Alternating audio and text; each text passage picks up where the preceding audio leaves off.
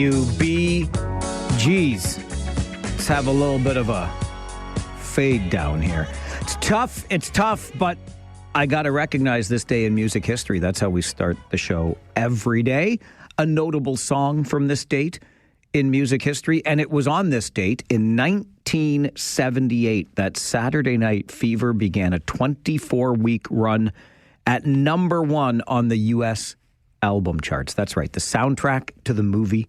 24 weeks at number one, all told 120 weeks. That's more than 2 years on the charts. The album sold 40 million copies worldwide, and 3 singles from the album contributed by the Bee Gees: How Deep Is Your Love, Stayin' Alive, and the song you just heard right there, Night Fever, were a part of that Saturday Night Fever soundtrack that went to number one on the U.S. album charts on this day in 1978 and stayed there for almost half a year, 24 weeks. The hell were you all thinking in 1978? Holy Hannah. Not my cup of tea, but if it's yours, I hope it starts your day on the right foot. Maybe puts a spring in your step. It is the 21st of January, 2025. Welcome to the program. I thought it would be worth beginning today with a little lesson, just a reminder of how we properly navigate roundabouts in this region, particularly perhaps how we properly signal our intentions in a roundabout. This occurred to me this morning when some jackwagon in front of me clearly had no idea what they were doing. Let me take you back several weeks, and I'm approaching one of the roundabouts that I have to drive multiple times every day because Ira Needles Boulevard is roundabout hell in Kitchener and Waterloo. Kind of like Franklin Boulevard in Cambridge. Anyway, this whole region is roundabout hell, if I'm being honest with you. So I'm driving home from work, and I'm approaching the roundabout at Ira Needles and Highland, and there's a vehicle in the right lane with his left turn signal on as we come up to the roundabout. And I thought to myself, and I'm in the left lane. So I'm thinking to myself, okay, I mean, it's probably a mistake. You've had your signal on for longer than I noticed or whatever, but I'm just going to play it safe here. I'm just going to play it safe. And sure enough, this driver decided that from the right lane, they could signal left and go all the way around the roundabout. You see, there are markings on the road, too, that tell you that the right lane is for going straight or turning right. Nonetheless, this driver proceeded to enter the roundabout and go all the way around the outside ring and exit the roundabout. Fortunately, I held back so that they didn't run into me as I was going straight through, which you can do from the left lane. Anyway, we all survived that one. And then I'm coming to work this morning, and there's a vehicle ahead of me at, I think it was the same roundabout. It was Ira Needles and Highland. And they're in the right lane, and they put on their left turn signal. I'm in the left lane, and I watch this vehicle just proceed into the roundabout and then signal right to exit, which is good. That's what you're supposed to do. But why did you signal left to enter? You know how roundabouts work, right? Like you can only go in one direction. Just go around and around. Anyway, here's your reminder of how to properly navigate a roundabout, signals included, okay? The roundabout is like an intersection. Pretend the roundabout's not there. You can turn right, you can turn left, you can go straight.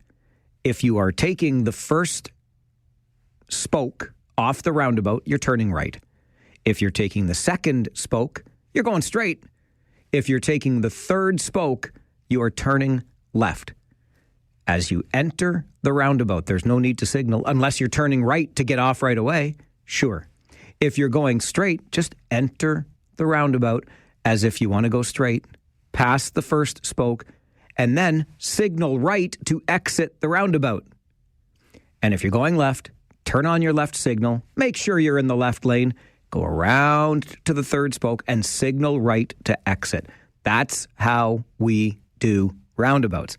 Anything else, you're a jackwagon, and you're doing it wrong. 1, 2, 3, 4, 5, 6, 7, 8, 9. All right, I got 5 for you. Your Farwell Show 5 to start this Tuesday morning. Number 1, Canada may not have been mentioned during the inaugural speech, but U.S. President Donald Trump was still talking tariffs last night. We're thinking in terms of 25% on Mexico and Canada because they're allowing vast numbers of people. Canada's a very bad abuser also. Vast numbers of people to come in and fentanyl to come in. I think we'll do it February 1st. 25% on both, sir. On each. On each, yeah. February 1st on each, carry the one. That means if Trump follows through on that, Canada has 11 days to respond. Even before Trump repeated that threat last night, here's number 2 on your Farwell Show 5.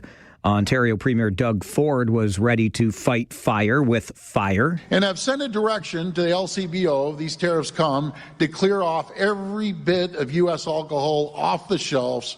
Let's start promoting more Ontario-made wines and the vodkas and spirits. That's what we need to do. We're the largest purchaser of alcohol in the entire world. They will feel the pain. I will make sure I communicate this to our other premiers that they should be following suit. Number 3 on your Farwell Show 5 this morning, and back to Trump. It was an ambitious inaugural address full of grand claims. Above all, my message to Americans today is that it is time for us to once again act with courage, vigor, and the vitality of history's greatest civilization. So as we liberate our nation, we will lead it to new heights of victory and success. We will not be deterred. Together we will end the chronic disease epidemic and keep our children safe, healthy, and disease-free. The United States will once again consider itself a growing nation, one that increases our wealth, expands our territory, builds our cities, raises our expectations, and carries our flag into new and beautiful horizons. And we will pursue our manifest destiny into the stars, launching American astronauts to plant the stars and stripes on the planet Mars. The American flag on the planet Mars. Number 4 on your Farwell Show 5 this morning. Kitchener's iconic Walper Hotel has been sold. The Sunray Group, based in the GTA, now owns the 130-year-old landmark in downtown Kitchener. Sunray Group owns 70 hotels across Canada, including the Best Western Plus on Hespeler Road in Cambridge, the Sunbridge Hotel and Conference Centre on Holiday Inn Drive in Cambridge, and the Doubletree by Hilton on Fairway Road in Kitchener. And number 5 on your Farwell Show 5 this morning, the Leafs beat Tampa 5-3 last night. And for the 4th time in 4 games, we get to play a little AM on AM in the AM. Snapped up through the middle. Here's Matthews with a step to the forehand. Score!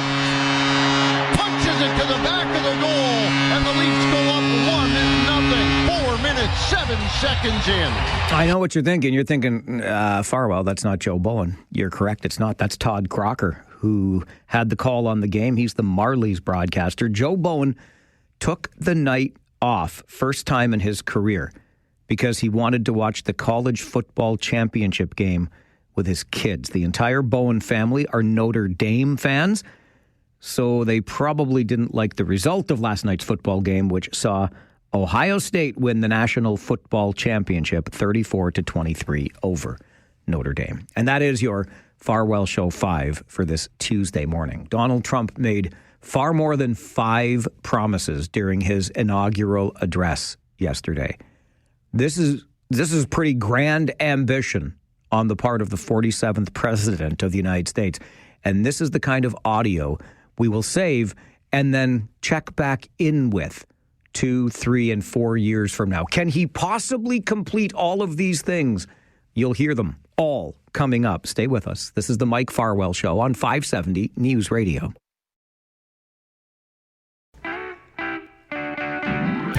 Like any newly elected leader, it was a speech full of passion and full of promises. So full, this audio will go on for a bit. But I took out all the rhetoric and stuck to just the promises made. And I think it's worth having a listen to because these are sweeping and wide-ranging, bold claims and promises made by the now President of the United States, Donald Trump. And I think we should hang on to this and check in a few years out, see how he's doing on all of this.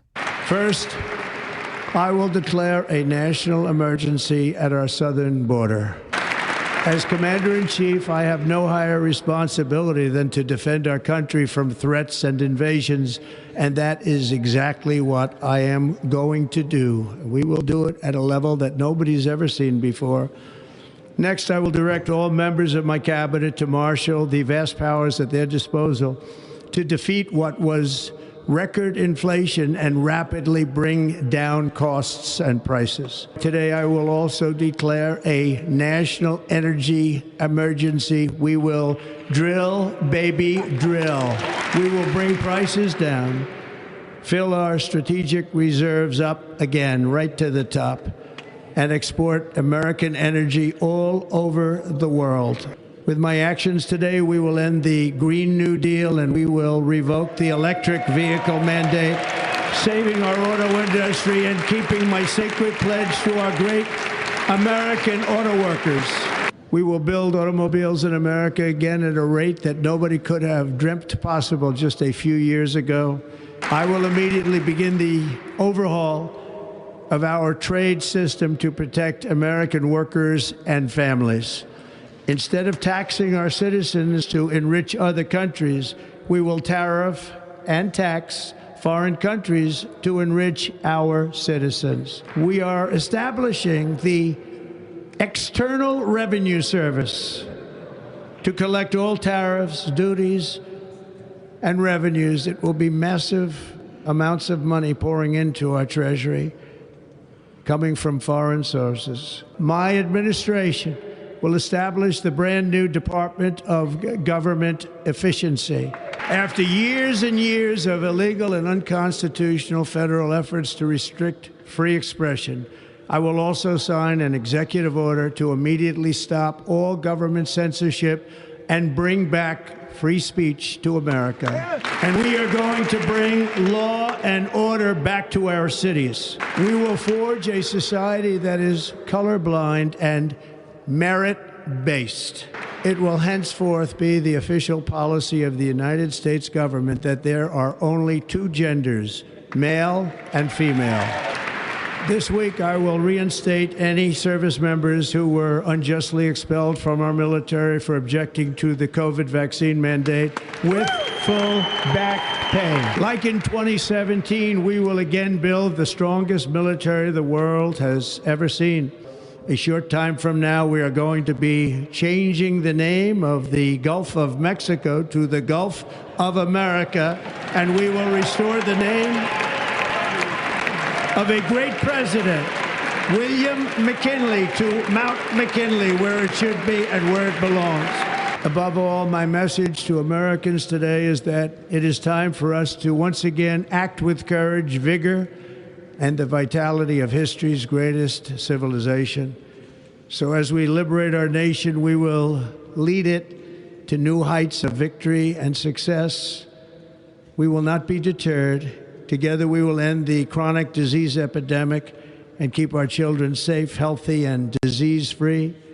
The United States will once again consider itself a growing nation, one that increases our wealth, expands our territory, builds our cities, raises our expectations, and carries our flag into new and beautiful horizons.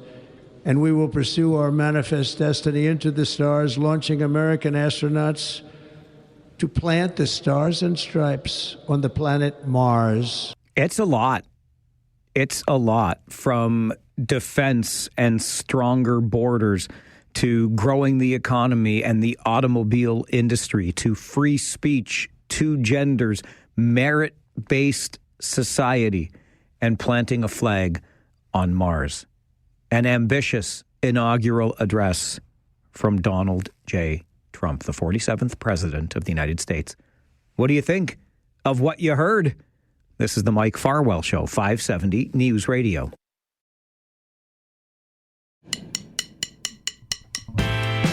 An ambitious inaugural address. Let's go to the phones, find out how you felt about it. Jersey Bill, good morning. Good morning. Well, welcome back to the wonderful world of the 19th century and the era of Jackson and McKinley. It certainly does feel that way. Yes, and you know what? It'd be great if you know you're going to have these billionaires. I mean, and also with with Jackson, what is he going to go back to? The wonderful world of slavery. What are we going to do with McKinley? Is it going to be manifest destiny? And where's the next war we're going to have? And also, all these billionaires. I mean, they were very rich people in McKinley's era. But Carnegie built so many libraries. The Rockefeller family and the Ford family has a Rockefeller Foundation, the Ford Foundation. Are these billionaires going to do that too? I would hope so. Yeah, you would hope. That's what many people have to cling to, just hope. Paul, I got about 30 seconds. Okay, just stick with the roundabouts then. Roundabouts have a basic design flaw. When you enter a roundabout, you bear to the right. When you exit a roundabout, you bear to the right. Why do you need to signal? It's a design flaw with the roundabouts. Each exit from the roundabout should only be one lane. You need to signal so people know that you're getting out of the roundabout. Sooner or later, you have to, so you assume that the people around No, you don't. You could be like Chevy Chase in European Vacation and just drive around it and around it and around it. No, that's just plain stupid. Well, so is not signaling in a roundabout, you jackwagon. What? It's easy, okay? Treat it like an intersection. If you're turning right, turn right. If you're turning left, signal left and go around to the third spoke and turn left. If you're going straight, don't turn on your signal when you get in the roundabout. Just signal right to exit. It's the Mike Farwell Show, 570.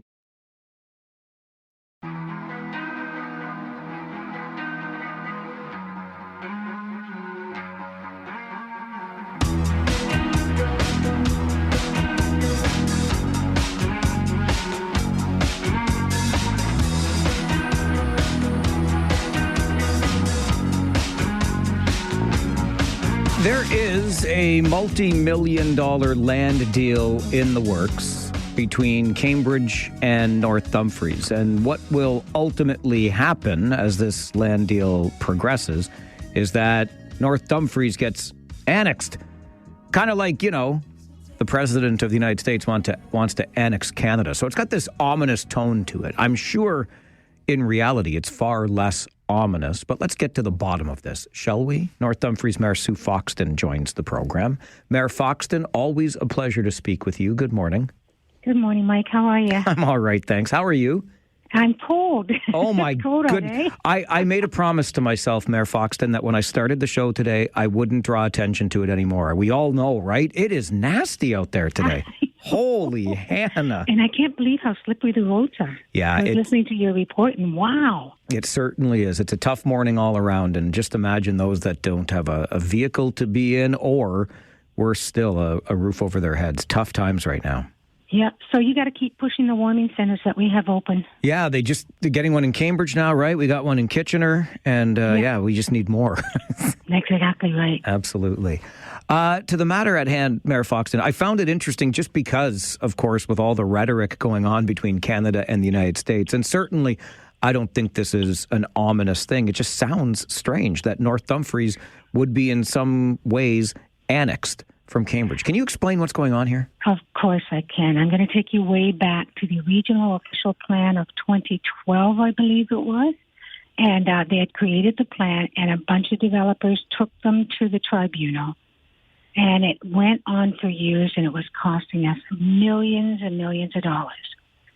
And so finally they came to a conclusion that if the region allowed development within the two areas in North Dumfries and also the areas in southwest Kitchener, that they would sign the agreement and we would stop litigation. Now, we were looking at probably, I think the bill was $16 million it was costing us to go through litigation.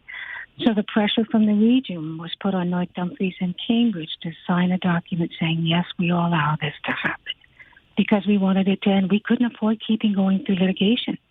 And so that's exactly how it happened. We did not want it to happen, neither Cambridge nor North Dumfries, but it was the only way to end the costly negotiations. So in ending those costly negotiations, did the development community win, so to speak, and get what it wanted? Yes.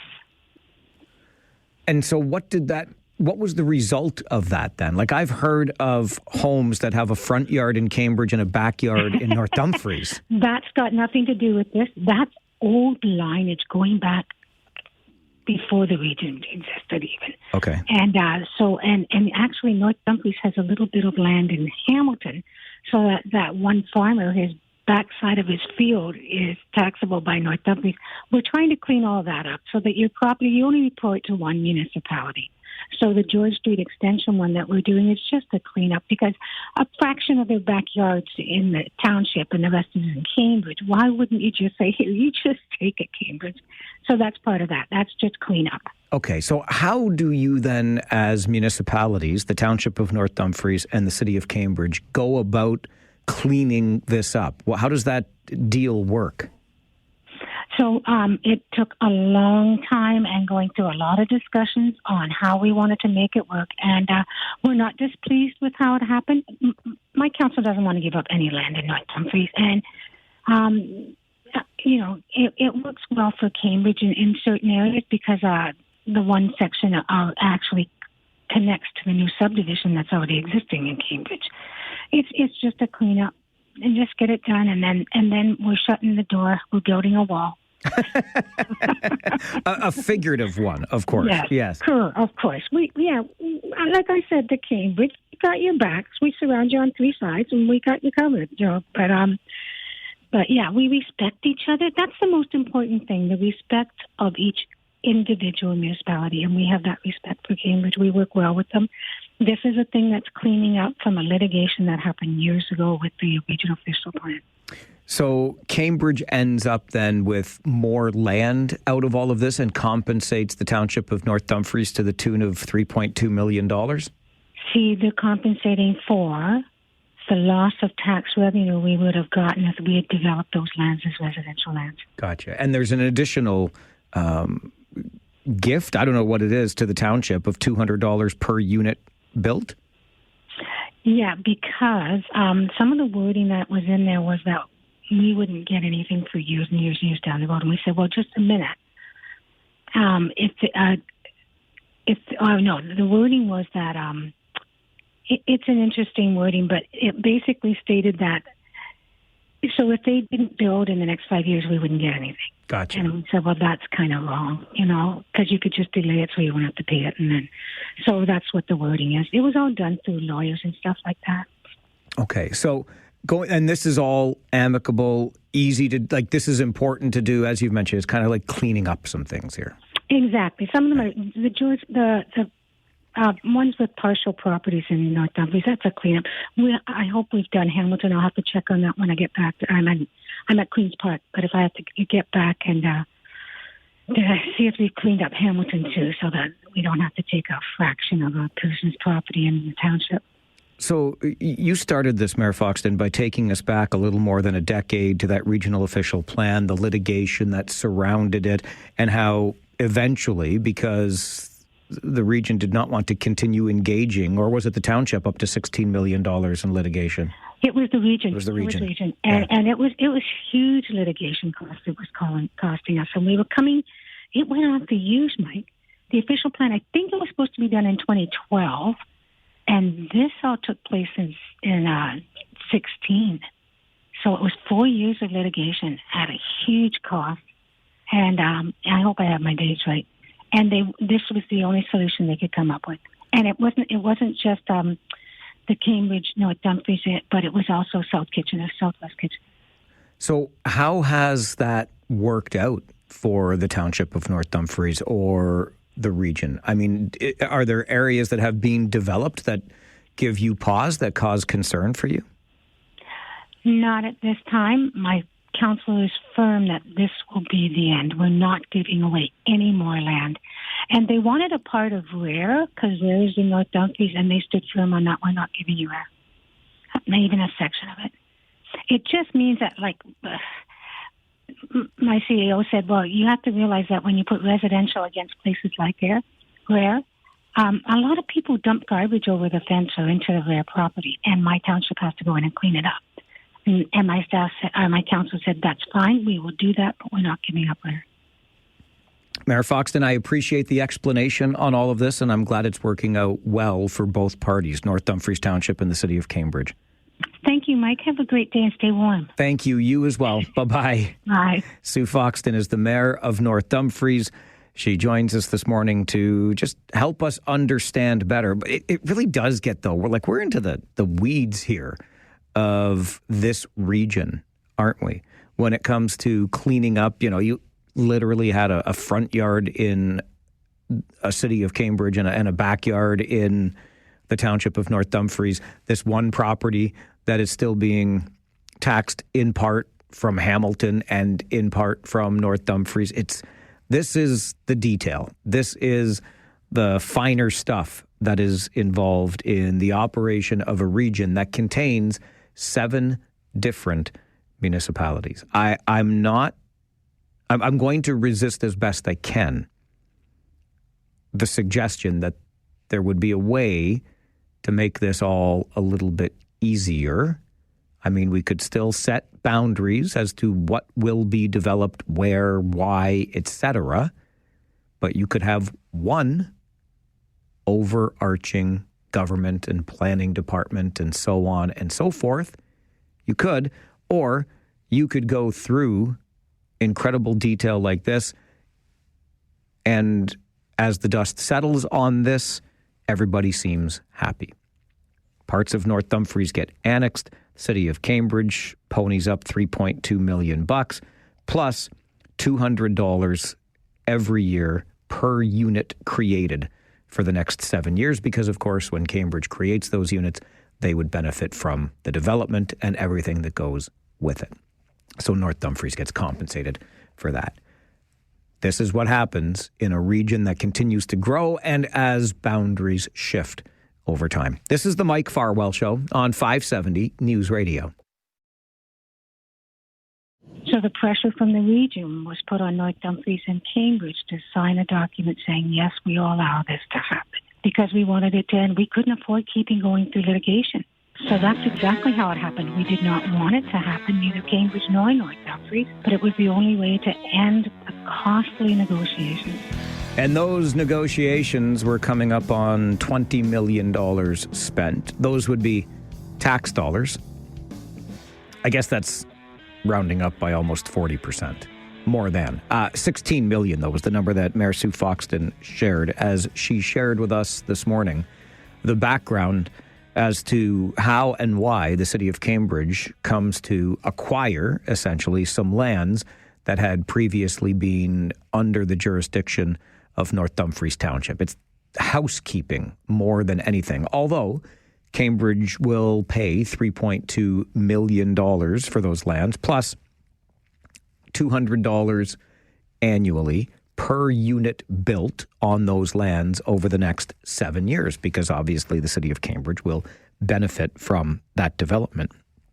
But the litigation to which Mayor Foxton refers goes back a number of years from the regional official plan, and we know that the development community, in its eagerness to build, was pushing back against our regional official plan. And ultimately, we are told the key points held, although Mayor Foxton shared with us this morning that the development community got its way in this particular regard. She's not concerned yet about any places that have been built upon. She mentioned the Rare Charitable Research Reserve, which is in North Dumfries, and there has been a push to acquire parts of that, some of that, whatever sliver of that. I'll remind you that the Rare Charitable Research Reserve, lest you had forgotten or never knew, is the size of Central Park in Manhattan. It's an incredible piece of preserved natural space for us and really the various habitats that make a home there. It's a really incredible ecosystem. But imagine that in our little region of Waterloo, a place designated as a nature reserve the size of Central Park. Everybody talks about Central Park, but we never really talk about the Rare Charitable Research Reserve. A little bit different. There are trails that go through it. It's a little bit different in terms of its use, but nonetheless, it's a parcel of land that large in little old Waterloo region that has been preserved. And speaking of little old Waterloo region, how little are we anyway? I saw, and I wish I could remember where, and I'm so sorry that I don't remember the road I was on, but I saw my first, I think, now I'm thinking it was 86 coming back from Listable, so outside Elmira on 86, I think that's where it was. Regardless, I saw my first Waterloo region population 700,000 sign, making it official. We always kind of round up because we figured we were around 670 or so, but I saw the sign that said Region of Waterloo population 700,000. And that is exactly what a headline on the front page, bottom fold of today's Waterloo Region record tells us. And according to Mike Moffat, who's well known in the housing space, it's the quote-unquote Conestoga effect that is driving that population growth. The Conestoga effect being Conestoga College and the number of international students who were admitted there. That moved up the population of the city of Kitchener rather dramatically, from 301,000 to 320,000, which is a growth rate of 6.4%. 19,000 new people just in the city of Kitchener. The question now becomes, with the new rules around international students and the caps that are in place, do those numbers actually show a decline in the years ahead? That remains to be seen. But our population in the region, according to recent data, is now over 700,000 people. And just let this sink in, because I think there's a connection to what we were just talking about, this housekeeping between North Dumfries and Cambridge and who's going to be developing where, etc. We continue to grow at an incredible pace. We have grown by more than 100,000 people in just the past 5 years. Previously, it would take us about 13 years to add 100,000 people. So from 2007 to 2020, we added 100,000 people. From 2020 to today, we added 100,000 people. Let those numbers sink in. This is the Mike Farwell Show on 570 News Radio.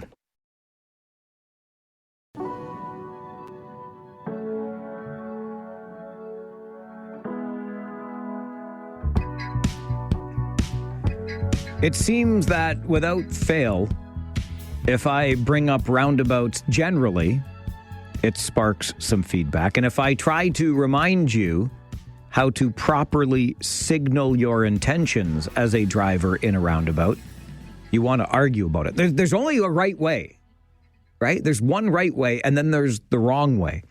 I thank Isabella for her email to Mike at 570news.com. Because unlike Paul, who called before, I hope you don't take advice from Paul, and I hope he goes back to driving school and has to be retrained for his license, because he said to never signal in a roundabout, which is absolutely the wrong thing to do. Isabella, via email, knows exactly how to do it, having been trained on roundabouts in Europe. The only thing I disagreed with Isabella on is she believed that every time you enter, or if you're going to go straight through in the roundabout, you should signal left to enter. That's what the vehicle ahead of me did this morning, which I don't think you should do. In fact, the rules say you should not do if you're going straight, right? The first spoke on a roundabout is a right turn. The second spoke is going straight through the quote-unquote intersection. The third spoke on the roundabout is a left-hand turn. It's really that simple. If you're approaching the roundabout and you're taking the first spoke, signal right because you're turning right. If you're taking the second spoke, there's no need to signal because you're going straight. You only signal your exit from the roundabout, which is a right signal. And if you're going to take the third spoke, signal left as you approach the roundabout so we know you're going around to the third spoke. to exit there. And then you signal your exit. Always signal your exit with a right turn signal. It's really easy. Please stop making it complicated. Speaking of not complicated, what the city of Cambridge is doing with a snow removal program that people are taking advantage of. I think this is the way to do it. Let's model it for other communities. We'll talk about it coming up on the Mike Farwell Show. This is 570 News Radio.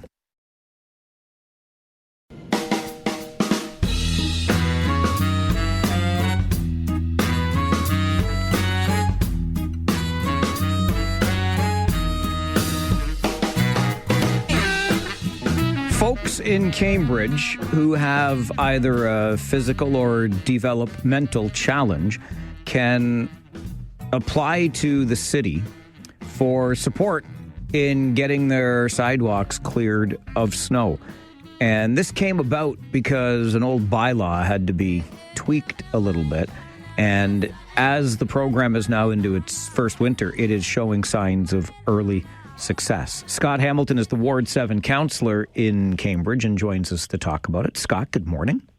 Good morning, Mike. How are you doing today? I'm doing all right, thanks, for a very, very cold day. How about yourself? You know what? The kids got bundled up just barely on time and off to school safely. They're nice and warm, so I'll take that as a win. Absolutely, that is a win. And that's a lot of bundling to do on a day like today, so give yourself an extra point for that. Thank you, I will. They never want to put their gloves on. I don't know how low the temperature has to get before kids wear gloves, but we haven't found it yet. They'll learn, Scott. They will one day learn. I hope. Thanks, Mike. Okay, let's talk about... Can we take this back half a step? Because you identified something in the city's bylaws that you thought maybe needed to be changed, and that's what's brought us to where we are today. What needed to be changed, Scott? So I was elected to council in a by-election back in 2020, and some of the first issues I experienced in my first winter as a city councillor, I remember there's one gentleman in my ward. He was an older adult, and he was having trouble shoveling all the snow off of his sidewalk because he just had physical issues, and he was quite elderly. And he was frustrated, saying, why would the city put in a bylaw when I'm physically unable to adhere to it and I'm starting to get fined? Can I get some help here?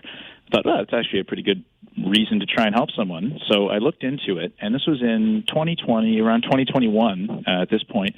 And there was a city bylaw put in 2005, everyone's favorite bylaw, Mike, saying you have 36 hours to shovel the snow off of your sidewalk and driveway apron, or you risk getting a fine from bylaw. Because if you leave that snow on your sidewalk, obviously it can melt, it can freeze. It just prevents anyone who uses a wheelchair or a walker or has special physical, intellectual needs, it prevents them from leaving their home and getting to be where they want to go. And so it turned out that the city hadn't actually adjusted this bylaw or any programs to help people experiencing these issues from 2005 all the way to 2021. So previously they had given $10,000 to CSC, that's Community Support Connections, to help some persons experiencing these issues. They used to try and get them the names. CSC used to go and try and contact people called snow buddies. They would go and they would try and shovel the sidewalks for them. The residents would still have to pay them $25 an hour. It was pretty complicated, but the program hadn't been altered in about 17 years, despite the fact our population is aging, our population is growing. So I worked with city staff to say, well, what can we do to improve this? Because obviously it needs to change. We're experiencing more and more calls. The snowfall patterns are changing. It's getting warmer, so the snow is actually heavier. It's melting more, freezing more. And so luckily it did come back. Staff came back to me. We worked out some options. And the system actually worked, where staff came up with some great solutions. We hacked it out, and we engaged the Cambridge Accessibility Committee, and that came to council in 2022. It was passed, saying, okay, let's take a look at this, let's put it into the budget. It went into the budget, and now that system is implemented, where as of today, we have 50 spaces where if someone is an older adult, they're a senior, or if they have physical or special needs, they can't actually manage to shovel their snow. The city contacts CSC, they do the intake, they do all the assessments, they make sure that someone's concerns or issues are legitimate. You know, no one can game the system to try and get free snow removal. But in that case, the city actually has staff that will send out to clean the sidewalk, clean the driveway apron, ensure that no one gets fined, they get the help they need, and people can get where they need to go when they want to get there in the winter. How much more than the original $10,000 is this now costing the city? It costs, I think, originally it was $10,000, and even without altering it with inflation, it would have gone up to, I think, $15,000 or $20,000. But what we did is that instead of contracting out the snow buddies through CSC, where residents had to go and kind of find their own persons in the neighborhood to shovel their sidewalks, the city actually hired 6 additional staff. And so previously, the city had seasonal workers that would go and they'd try and shovel snow, they would try and clear the trails, they'd try and clear the garbages. But it turned out that there's actually a lot of attrition with seasonal staff because, like any part-time job in the winter, people start looking elsewhere. And so the city staff said, why don't we take these part-time seasonal positions that we're experiencing a lot of attrition with, and you spend a lot of time training people, searching, going through interviews. Let's take these 6 positions, make them full-time. And that way we'll actually be able to address not only shoveling walkways, but we'll do garbages, we'll do trails, we'll do garden maintenance. We have all these tasks in the summer. It's the same issue. We lose seasonal staff, we retrain them, we waste money. So I think the total in the 2022 budget when it was passed was $167,000, which sounds like a lot. But when you break that down into 6 full-time positions, doing all the work they're now doing year-round, without the cost of bringing people back, training them, experiencing the attrition, it actually breaks down to cents on a yearly tax bill, and the benefit to the community is a lot more because you're getting a lot more bang for your buck and you're saving a lot of time because you're not losing people, you're not having to train them, and people that need the help are actually getting it much faster than those seasonal workers and those temporary snow buddies used to provide to residents that needed the help. So with the 50 or so folks, Scott, that have signed on to the program for this year, what's your sense of how much of the need is being met? I suspect getting to 100% may be impossible, but do you know where you're at roughly? Do you have any idea of that? I think it all depends on the snow and the season. So last year we had a bit of a weird winter, and I think we had 30 or 40 people signed up to the program because we didn't get much snow last year. It was really, really dry. Farmers were concerned, saying they weren't going to get the amount of precipitation required to grow their crops. And this year it's the exact opposite, right? We're having the snowiest winter we have in, I think, about a decade. So we now have a waiting list on top of that 50. So I'm going to work with staff and see, based on the anticipated precipitation patterns, based on the need we're seeing, should we look at another line in the budget to add, maybe expand the program so we allocate more of the 6 seasonal workers to do snow removal? Do we need to hire someone else that's seasonal just for snow? Do we need another full-time person? It all depends on balancing, Mike, as you know, the need between balancing the need and the budget that's available. And we know everyone's pockets are pinched right now. So we're going to take a good hard look at it because we want to ensure that obviously taxpayers' dollars are put towards a very good reason. And for me as a city councillor, there's no better reason to use tax dollars than to help residents that truly need it, especially when it's something so basic as the ability to leave your house, to be able to go visit your friends, see your neighborhoods, walk down to shops, get down to public transportation. It's a basic element of living in a city that you should be able to leave your home. So I'm excited to see where the program goes because we definitely see this year it's been a success. There's a growing need. Frankly, it seems like it's working. So it's exciting that we can help people and that it's being effective. Considering the success in this, citywide limited number, 50 or so people, would you still consider, Scott, the city eventually assuming responsibility for snow clearing of all sidewalks? That's a huge question.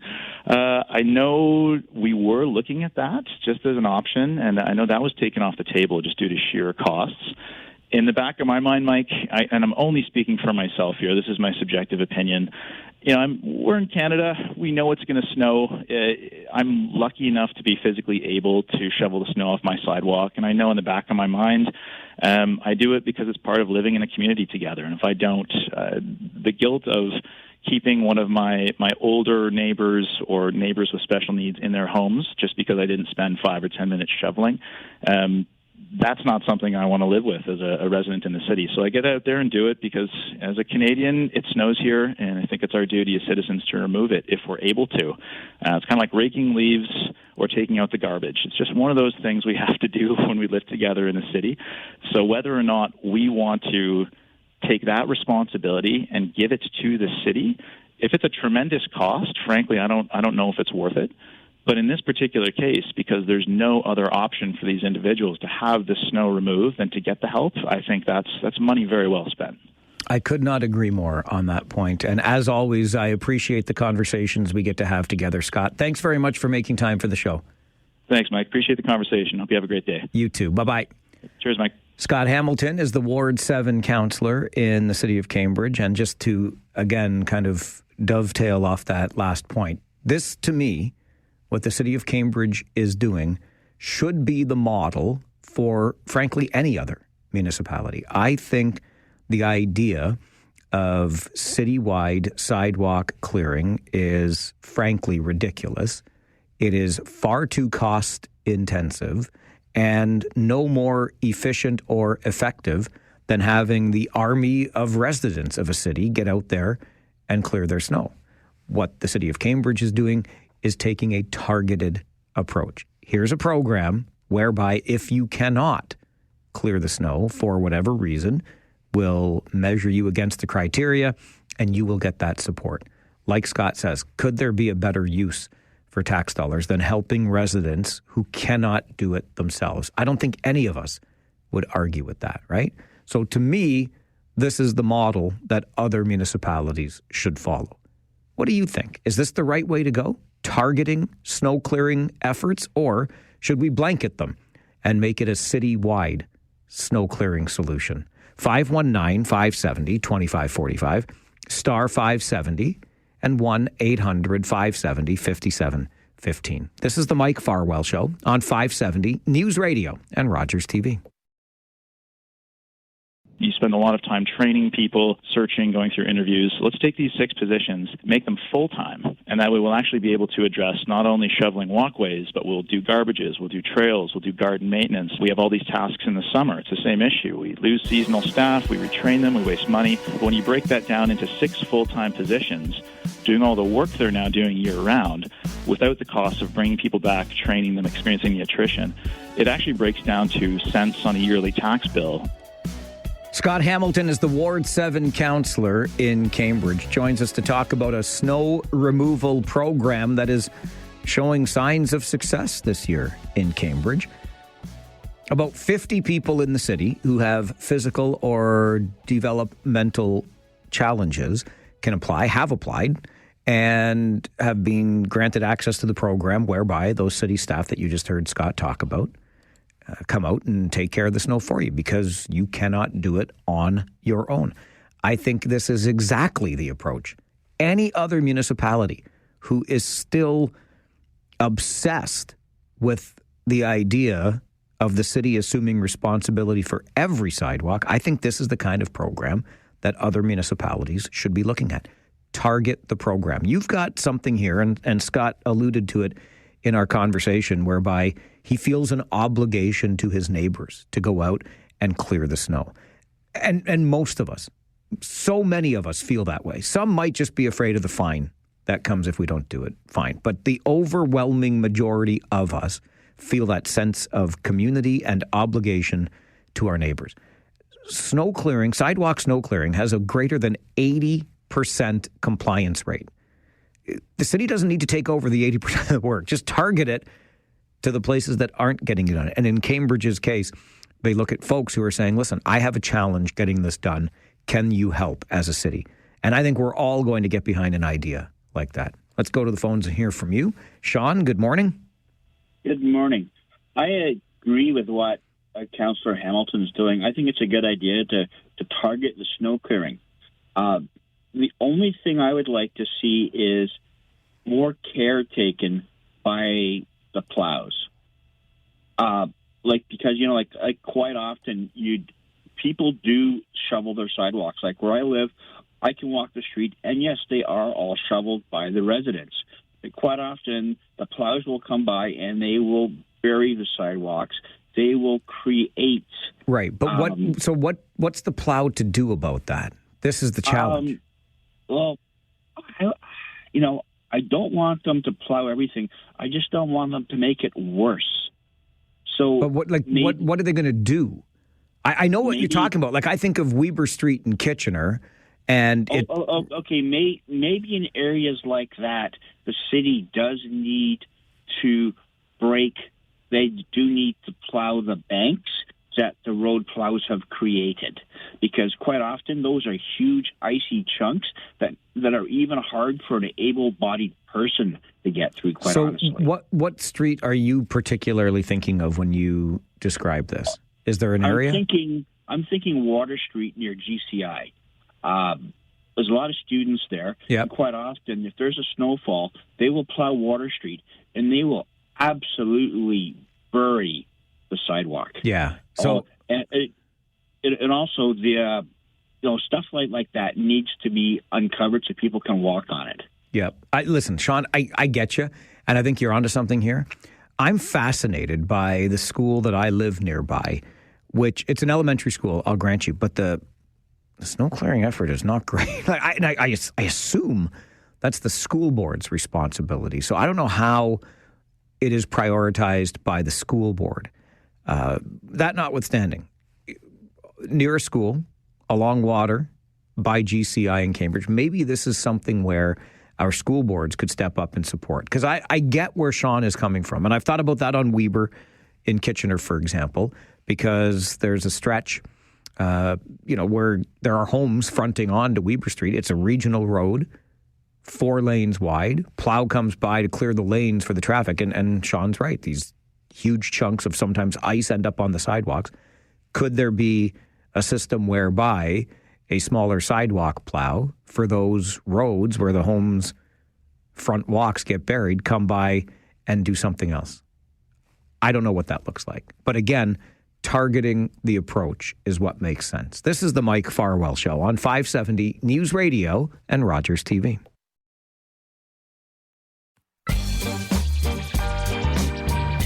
An email from Mike to Mike at 570news.com. It is the civic duty of property owners or property managers to keep pedestrian sidewalks clear. Correct, sir. Unfortunately, not all of us lives up to our civic duty. But from your lips or your fingertips, as Mike emailed that to me, to property managers and property owners' ears, please clear your sidewalks of snow. And please, municipalities in this region and beyond, wherever I am being heard today, please follow the lead of Cambridge, which has what I think to be the best approach here, targeting those homes where people live who cannot themselves clear the snow, right? 85% of people do it on their own already. You can't get a better army of snow clearers than that. Focus on the 15 or so percent that can't do it themselves. Fantastic idea. Best way to deal with the weather that we're currently enduring. All right, in the next 30 minutes, the oldest Junior B team in the Greater Ontario Junior Hockey League turns 90. We'll tell you about them and how they're celebrating, and the golden anniversary of the Golden Ring Tournament. That conversation is coming up right after this update from the 570 News Center. This is the Mike Farwell Show on 570 News Radio.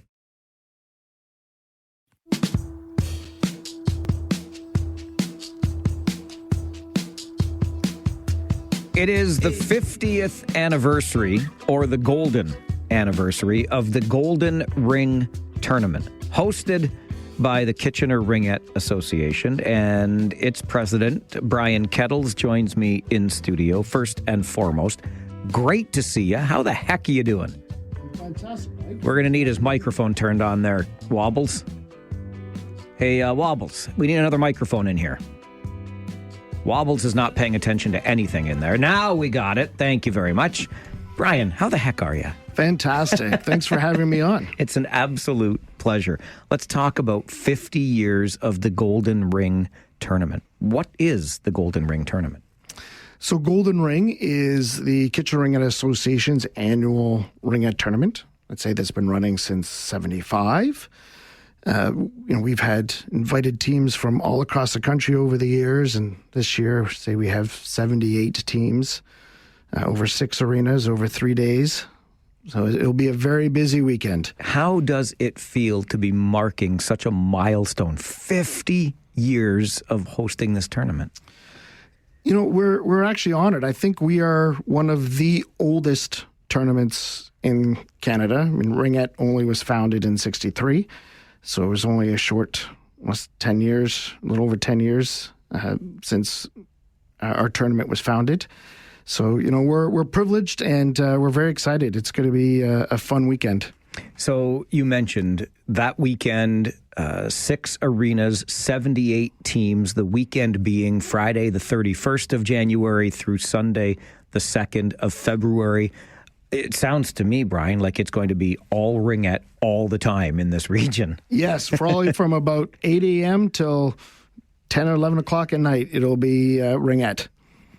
How is the sport doing in our community right now? Kitchener Ringette is fairly strong. We're lucky we historically have at least one team in every age group. This year we were short on a one team, but it's stable. I mean, to be honest, girls hockey does take away a bit from the sport.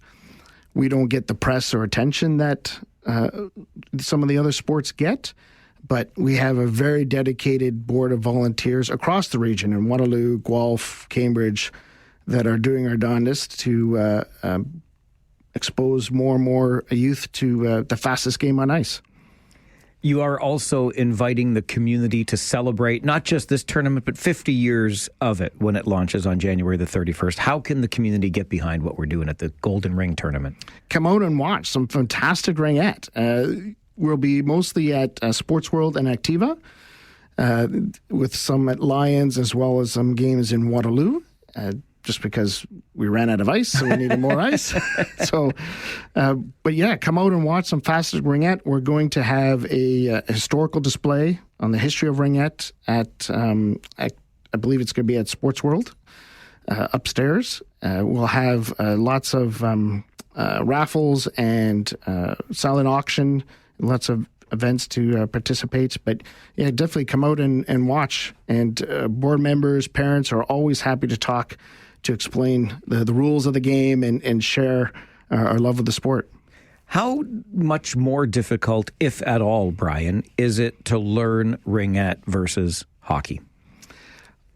I think the biggest thing is learning to stab that ring. The hand-eye coordination these athletes have to get that ring when it's moving at speed is insane. It's very different than handling a puck. And then it's just figuring out the rules. Ringette is very much a team sport. You have to pass over the blue lines. There's a 30-second shot clock. Goalies are integral into breakout. Like in hockey, the goalie makes a save, they blow a whistle, there's a face-off.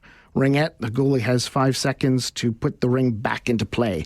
So they're very integral in how the team breaks out of their own end, which is very different than hockey. It's probably more like basketball or lacrosse than hockey. 78 teams from across the province here in our region for 3 days at 6 different arenas. Obviously, as hosts, the Kitchener Ringette Association cannot do this on its own. How do you pull off something of this magnitude, Brian? It takes an army, or as the adage goes, it takes a village to make this go. We have lots of dedicated volunteers. I'll give a shout out to Andrea. She's our Golden Ring chair. Without her, the tournament wouldn't be the success that it is. She's done a phenomenal job and a ton of work, as well as Denise, who's our vice president on the board. She works closely with Andrea. They're going to make sure this is a fantastic tournament. But there's an army of volunteers that are going to be working every arena all day, making sure that the teams have everything they need to have success on the ice. How do you think our local girls stack up against these other 77 teams? Our 16AA team, they have a good chance of going to nationals. They're a super competitive team. They're gonna really be in it to win it at Golden Ring, I think. Excellent. So remind us again, Brian, Friday, January the 31st through Sunday, February the 2nd. Where will people be able to find you? I guess besides, almost everywhere around the region. So Activa and Sports World are our primary arenas. And then there will be some games at Lions Arena and I think it's Albert or Rim Park in Waterloo. I think it's Rim Park in Waterloo. But most of the games are going to be Activa and Sports World. All right. Well, if there's an ice surface, there will be girls and rings on it for the 50th Golden Ring Tournament. Congratulations on all that success. And go Kitchener Ringette, go. Thanks, Mike. Thanks for the support. And I want to give a shout out as well just to the city of Kitchener. They've been a fantastic supporter of us. And, they've worked hard, too, to find us the ice and make it a success. So. I have seen so many young women come through this program and graduate onto great things. Even if they don't stay in the game, I know so much is accomplished by just being a part of this sport. So kudos to you and everybody with Kitchener Ringette, and keep up the great work. Thanks, Mike. Brian Kettles, the president of the Kitchener Ringette Association, joining us on the show this morning to talk about 50 years, a golden anniversary of the Golden Ring Tournament. It all happens Friday, the 31st of this month, through Sunday, the 2nd of February. 3 days, 6 arenas, 78 teams taking part in the tournament. This is the Mike Farwell Show on 570 News Radio and Rogers TV.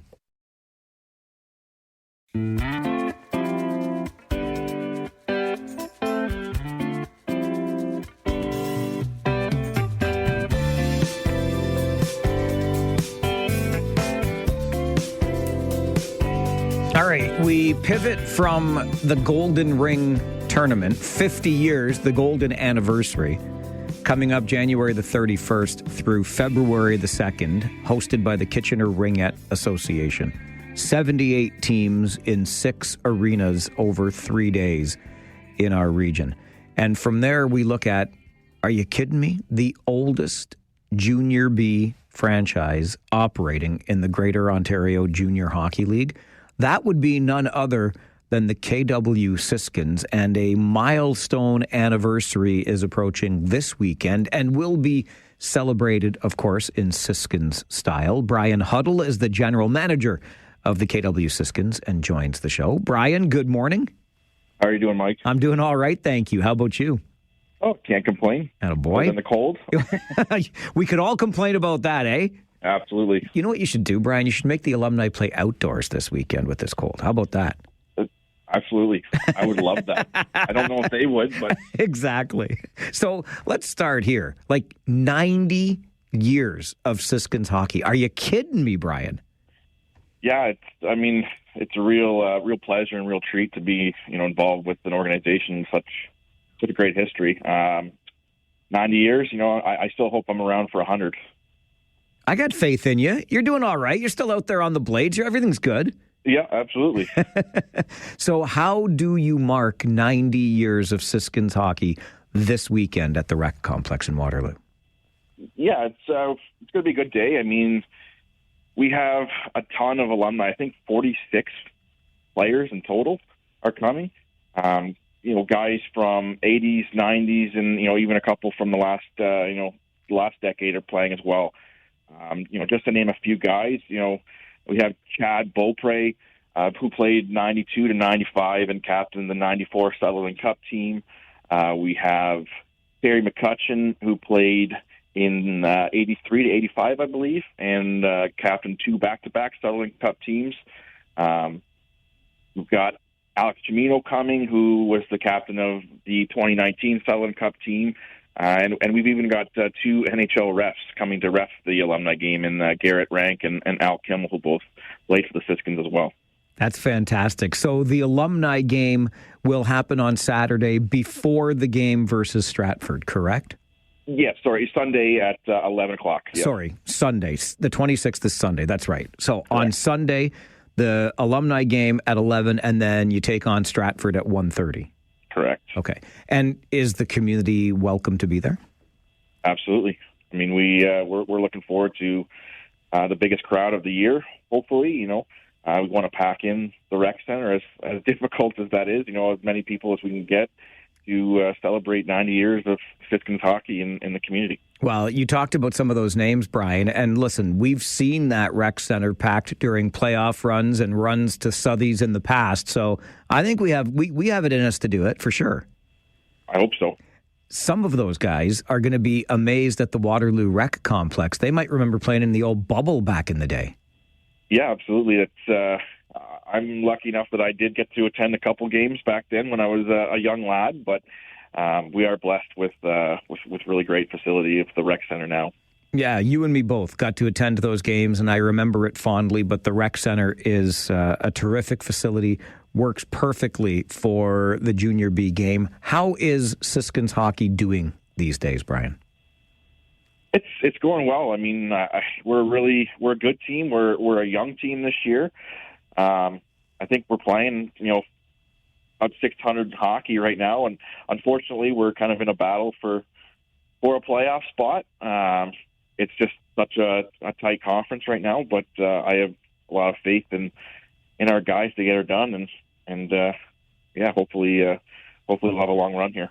What do you think about when you think about this franchise having 90 years of history now? How does that make you feel?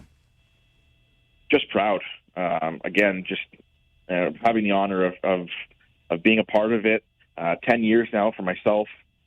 Brought in 10 years ago by Curtis Claremont, and then 2 years ago when Curtis passed the torch to Anthony Stewart. Anthony and Mike Camilleri asked me to stick on with the organization and take up the general manager spot, and it's been a great 2 years. I can't complain about anything. It's really great organization, and like I said, just really proud of the 10 years I've been here and now 90 full years of Siskins hockey. When you are reaching out to these alumni to invite them to take part in this game on Sunday, what's their reaction been like? They're ecstatic, to be honest with you. I think there's been a little bit of a disconnect with the alumni the last little bit, and we're definitely trying to bridge that gap, bring them back into the fold. At the end of the day, the alumni are the lifeblood of the organization. We want to do more, not just this alumni game. We're looking for, a golf tournament this summer with them and even more than that. But we just want to bring them back into the fold and make them feel a part of the organization. It promises to be a great day on Sunday at the Waterloo Rec Complex. Brian, continued success to you and the entire Siskins organization, and thanks so much for joining us. Absolutely. Thank you so much, Mike. Brian Huddle is the general manager of the KW Siskins, and they are celebrating. It's the oldest franchise in Junior B hockey. 90 years the Siskins celebrate this weekend, and they're going to celebrate it in style with an alumni game, 11 o'clock until 1. So the alumni will play each other on the ice at the Waterloo Memorial Rec Complex, and that will be immediately followed by the Siskins game versus the Stratford Warriors. Great Junior B hockey following the alumni game to mark 90 years of the KW Siskins, the Siskins brand, the Siskins name in this community. Pretty cool stuff, and you heard Brian run down some of those names that will be taking part, former champions, former captains that proudly wore the black and gold for the Waterloo Siskins and now the KW Siskins. 90 years young. This Sunday, starting at 11 with the alumni game, followed by Siskins versus Warriors at the Waterloo Memorial Rec Complex. This is the Mike Farwell Show on 570 News Radio and Rogers TV.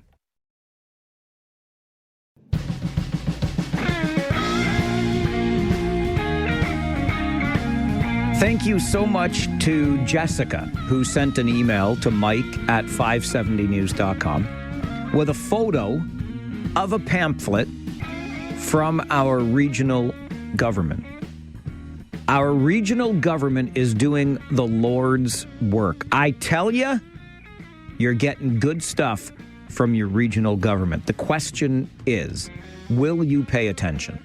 Because they are showing the way at our regional government. I have shared this picture on our Facebook page, facebook.com/The Mike Farwell Show. This will help all of us. I want to spread this message as far and as wide as I possibly can. It's the theme that our show has developed today, since I told you about the person I was following to work today who did not seem to understand how to properly signal in a roundabout. Here is what Jessica sent me via email, the photo from the pamphlet delivered directly from the region of Waterloo. How do I signal at a roundabout? Turning right.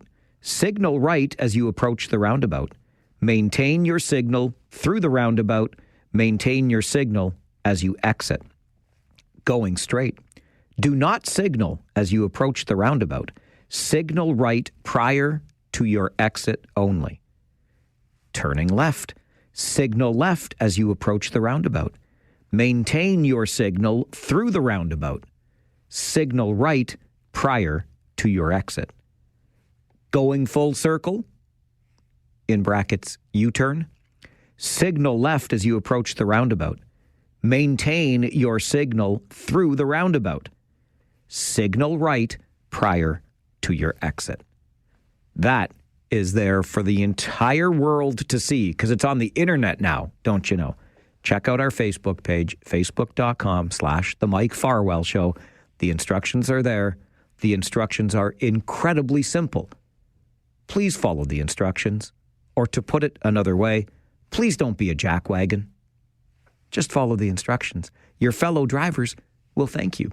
I'm going to get you to the 570 News Center for an update. Then, a couple of bylaws to draw your attention to, the first of which just approved by Waterloo Council last night when it comes to short-term rentals in Waterloo.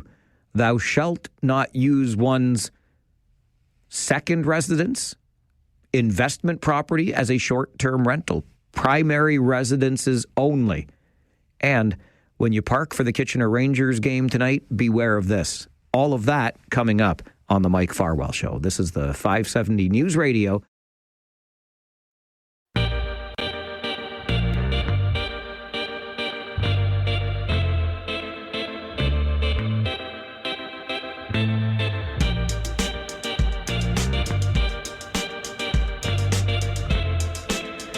Waterloo Council approved last night amendments to its residential rental licensing bylaw, which will now only allow for the operation of a short-term rental, Airbnb, anybody, in an owner's principal residence in low-rise rental properties regulated by the bylaw.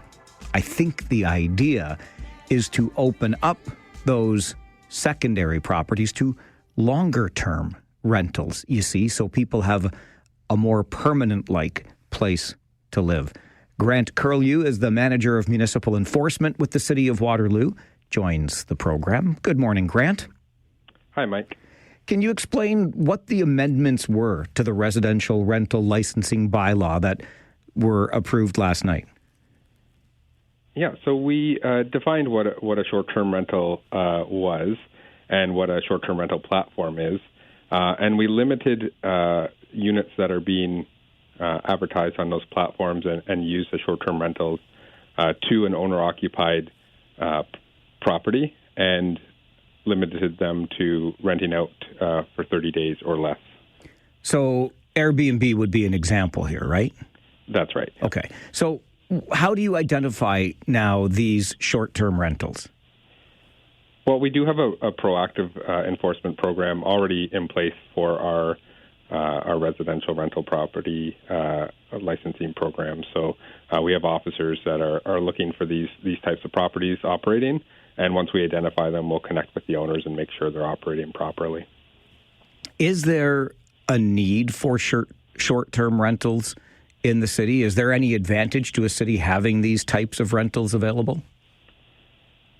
Yeah, certainly. I think there is some benefits to having short-term rentals available, and what we are trying to find here is a balance between having those short-term rentals available and the need for more long-term rental situations for tenants.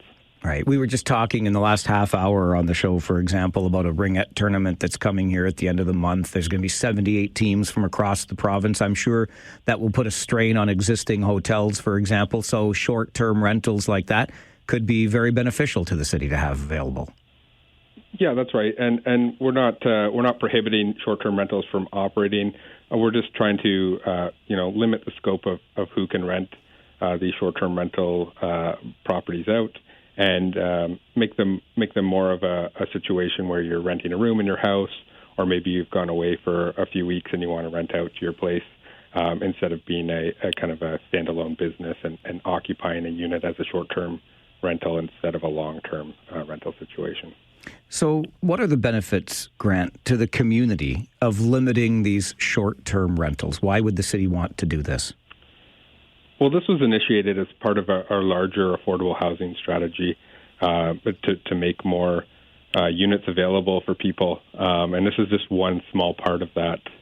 So we estimate that these changes will open up approximately 100 units and convert them from short-term rentals to long-term rentals or return them to the housing stock for sale. So if I'm a property owner in Waterloo, Grant, and I have a rental property, or I've used my principal residence for short-term rentals before, for example, how do I go about making sure I'm in compliance with all of this? So if you are a current short-term rental operator and you're operating out of your primary residence, you are already required to hold a license through our residential rental licensing program. So you can go online to our website. You can apply online. There's some requirements for floor plans and safety checks to make sure the unit is safe. And then once you've gone through that process, you'd receive a license to operate. And if I have a rental property, and I guess I can't use it for short-term anymore then, right?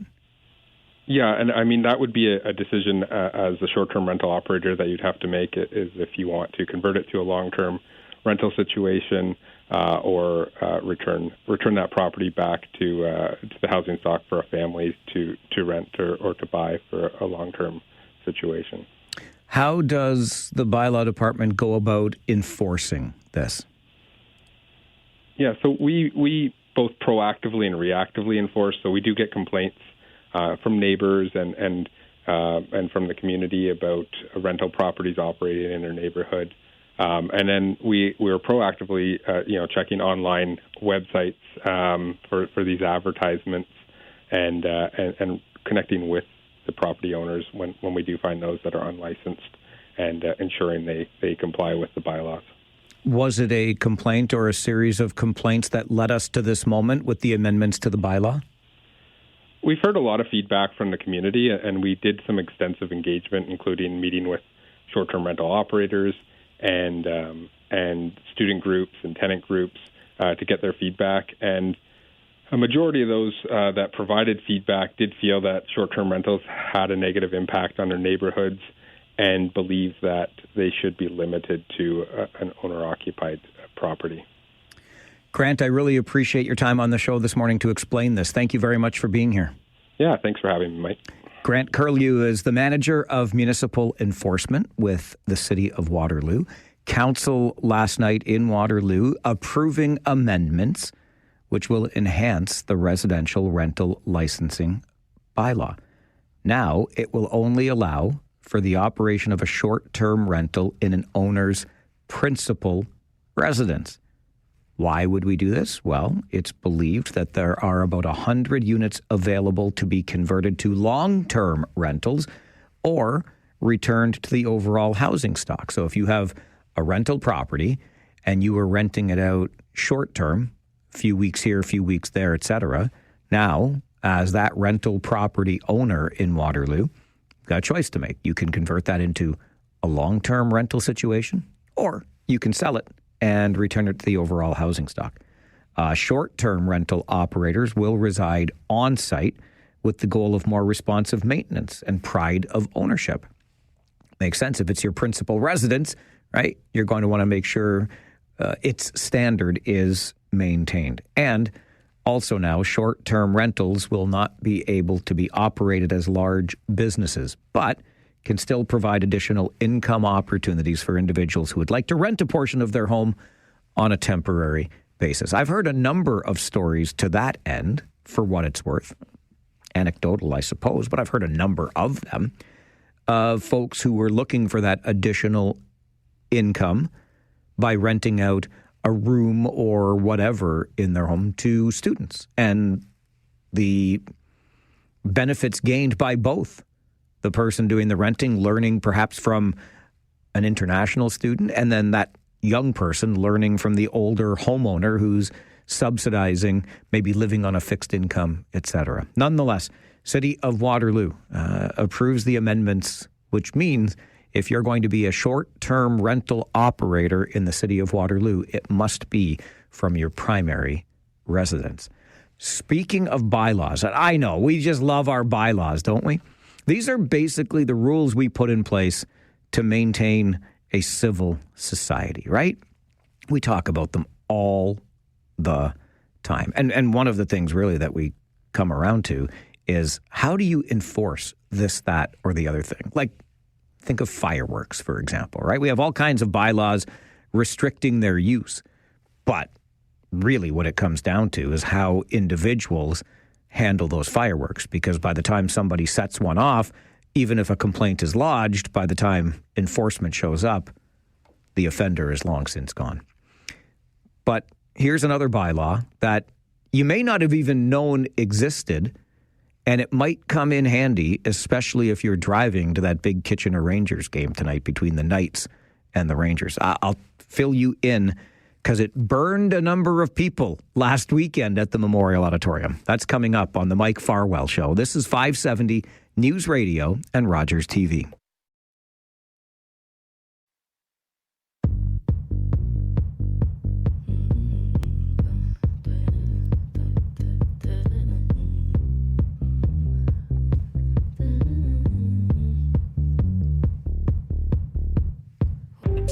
Consider this your fair warning before tonight's Kitchener Rangers game at the Memorial Auditorium. Big game. Game day, baby. On a Tuesday? Tuesday. Yes, on a Tuesday. The London Knights are in town. The first place London Knights are in town to take on your Rangers, who are second place in the division and third place in the conference / the league. The London Knights, the arch rival. It promises to be a great game and a full house, despite the fact it's Tuesday, because the London Knights are everybody's favorite team to cheer against. So, again, consider this your warning before the game tonight, because as you know, when that arena gets full, the parking spills out onto the side streets, into various areas, etc. And I received the following email on Saturday. It comes from Peter, who writes to Mike at 570news.com. Quite the game last night. That was the one the Rangers won in overtime, in a shootout over the Firebirds. Avid listener, but never been one to contribute until now. That's okay, Peter. Whether you email or call, always happy to hear from you. Anyway, reason for the email. I've been going to Ranger games for over 20 years. When the lot is full, and even when it isn't sometimes, we park on Melrose Avenue, like many others. I have never received a parking ticket until last night. I got a ticket for parking within 1.5 meters of a driveway. The ticket says I was 0.8 meters from the driveway entrance. I wasn't the only one who had that ticket. I had no idea that was even a bylaw. Did you? If you go to the bylaw site, it doesn't mention it. It's not until you go into the 20-page bylaw where you see the mention of it. Pretty wild ticket to be giving out, considering these cars weren't blocking driveways. I've always parked tight to leave room for more people to park. Anyway, just wanted to share with you so you could maybe share with the people in the community to avoid any future tickets. And there you go, community. Thanks to Peter, you have now been warned. I think we all understood that you can't have any part, like even the smallest part of your vehicle, kind of beyond the curb, if you will, to the apron of the driveway, so it's blocking it in any way. I think we all understood that. And to be perfectly honest with you, because it's the only way I know how to be, I knew there was something that said you had to be a certain distance away from the edge of the driveway. Did I know it was 1.5 meters? Absolutely not. But you can understand the idea here, right?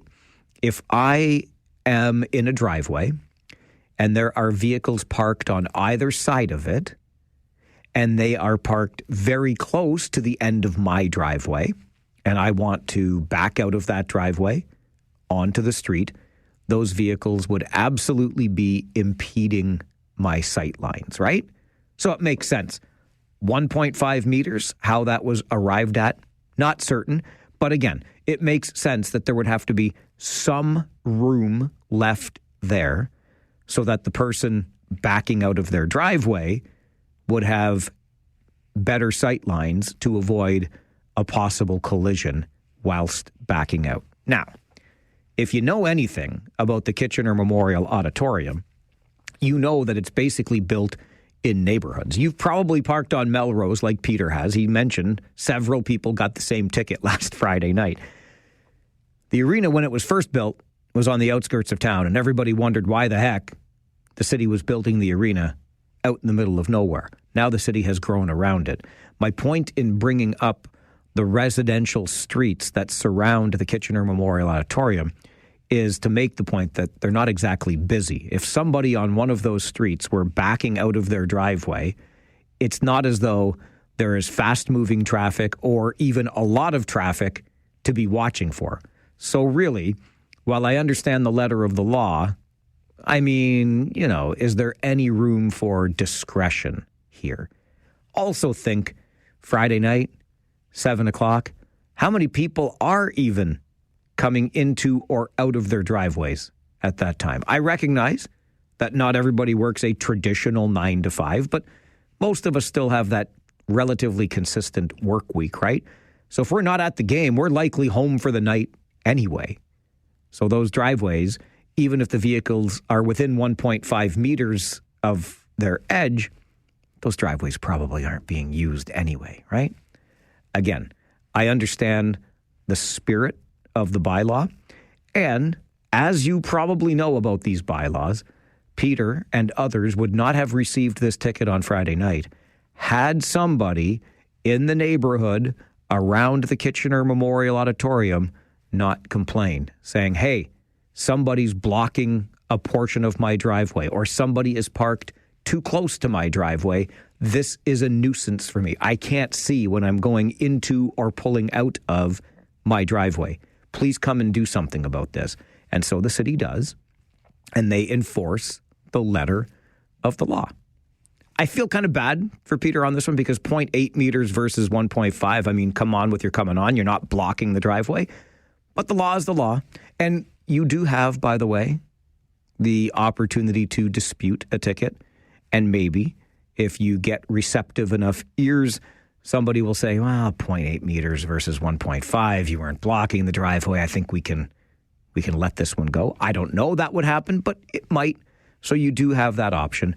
But the takeaway here, the moral of the story is when you go to the Kitchener Rangers game tonight, and it's going to be a busy game, I bet you we're going to have 7,000 people in there, even on a Tuesday.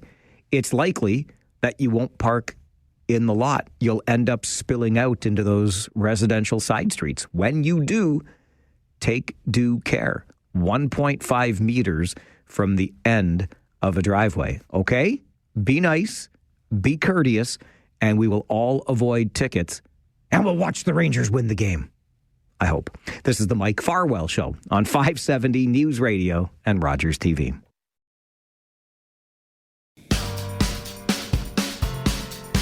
What is the housing paradox, and how is it preventing us from getting new homes built? It's almost as though cities are damned if they do and damned if they don't. And we'll talk about it coming up right after this update from the 570 News Center when Philip Mills, the CEO of Habitat for Humanity Waterloo Region, joins the program. This is the Mike Farwell Show on 570 News Radio and Rogers TV.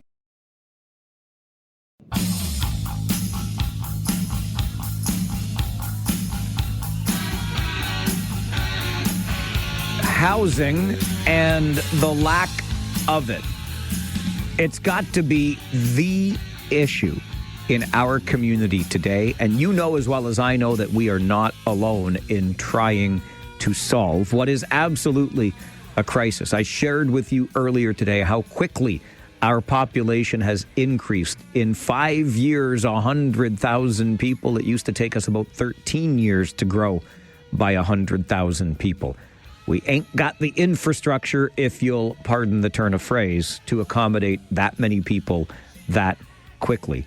So, on a monthly basis here on the show, on the third Tuesday of every month, if you're keeping track, our good friend Philip Mills, who is the CEO of Habitat for Humanity Waterloo Region, joins the program to talk about housing in its various forms. Phil, good morning, sir. Good morning, Mike. If I were to ask you what the root cause of the housing crisis is, how would you answer that question? I would start by saying it's really complicated. That is not unfair.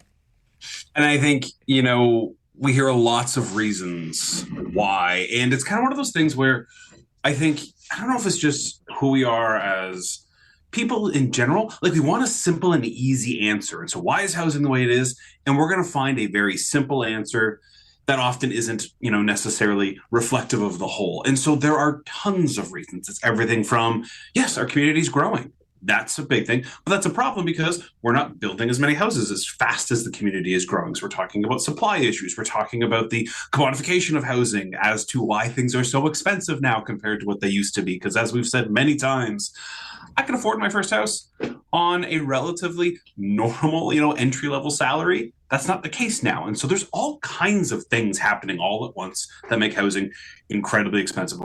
To me, though, the thing that is kind of most within our control as a community, most within our control as people, is the supply issue. There's not enough houses, and people can't get into the ones that are there. I love your point on the simplistic answer or solution that we want, right? It's either black or it's white, and all of these shades of gray just tend to confuse us. And maybe even these shades of gray polarize us to some degree, Phil. I'm not sure, but it feels as though part of the reason we can't get unstuck is because we ourselves are stuck. You're absolutely right. Like, I joke about this, and I remember I was talking with some folks about the idea that, a lot of the times, the way we think about things and then the things we do, after we think about them are not necessarily connected, that we kind of make silly choices. I talk about how all the time, and if anybody knows me, they talk about late night Phil, who just makes the worst decisions. And I think to myself, like, I am actively trying to be a healthy person. I need to lose some weight. I want to be a healthier person. And then it's late at night and I'm watching a football game and it's like, I can totally finish this bag of chips. Like, I shouldn't have started it. But like, late night Phil doesn't connect, present day, that choice with the future. And sometimes we ask for things and they don't make any sense. We say we want more housing. And then the moment housing starts to show up, we complain about our community changing. Well, what did we want? What do we want to see? And I think sometimes this polarization and the stuff that we see is just, in the end, us being grumpy no matter what happens. Like, nothing's good enough. Like, I think about, I think about my mother-in-law. She's fantastic, and she's this generous host. She has a lovely cottage she invites her family to every year. And there's often this feeling like, why don't you come more often? And then when we're there with my 3 rowdy boys who live on a farm, they're like, they make a big mess.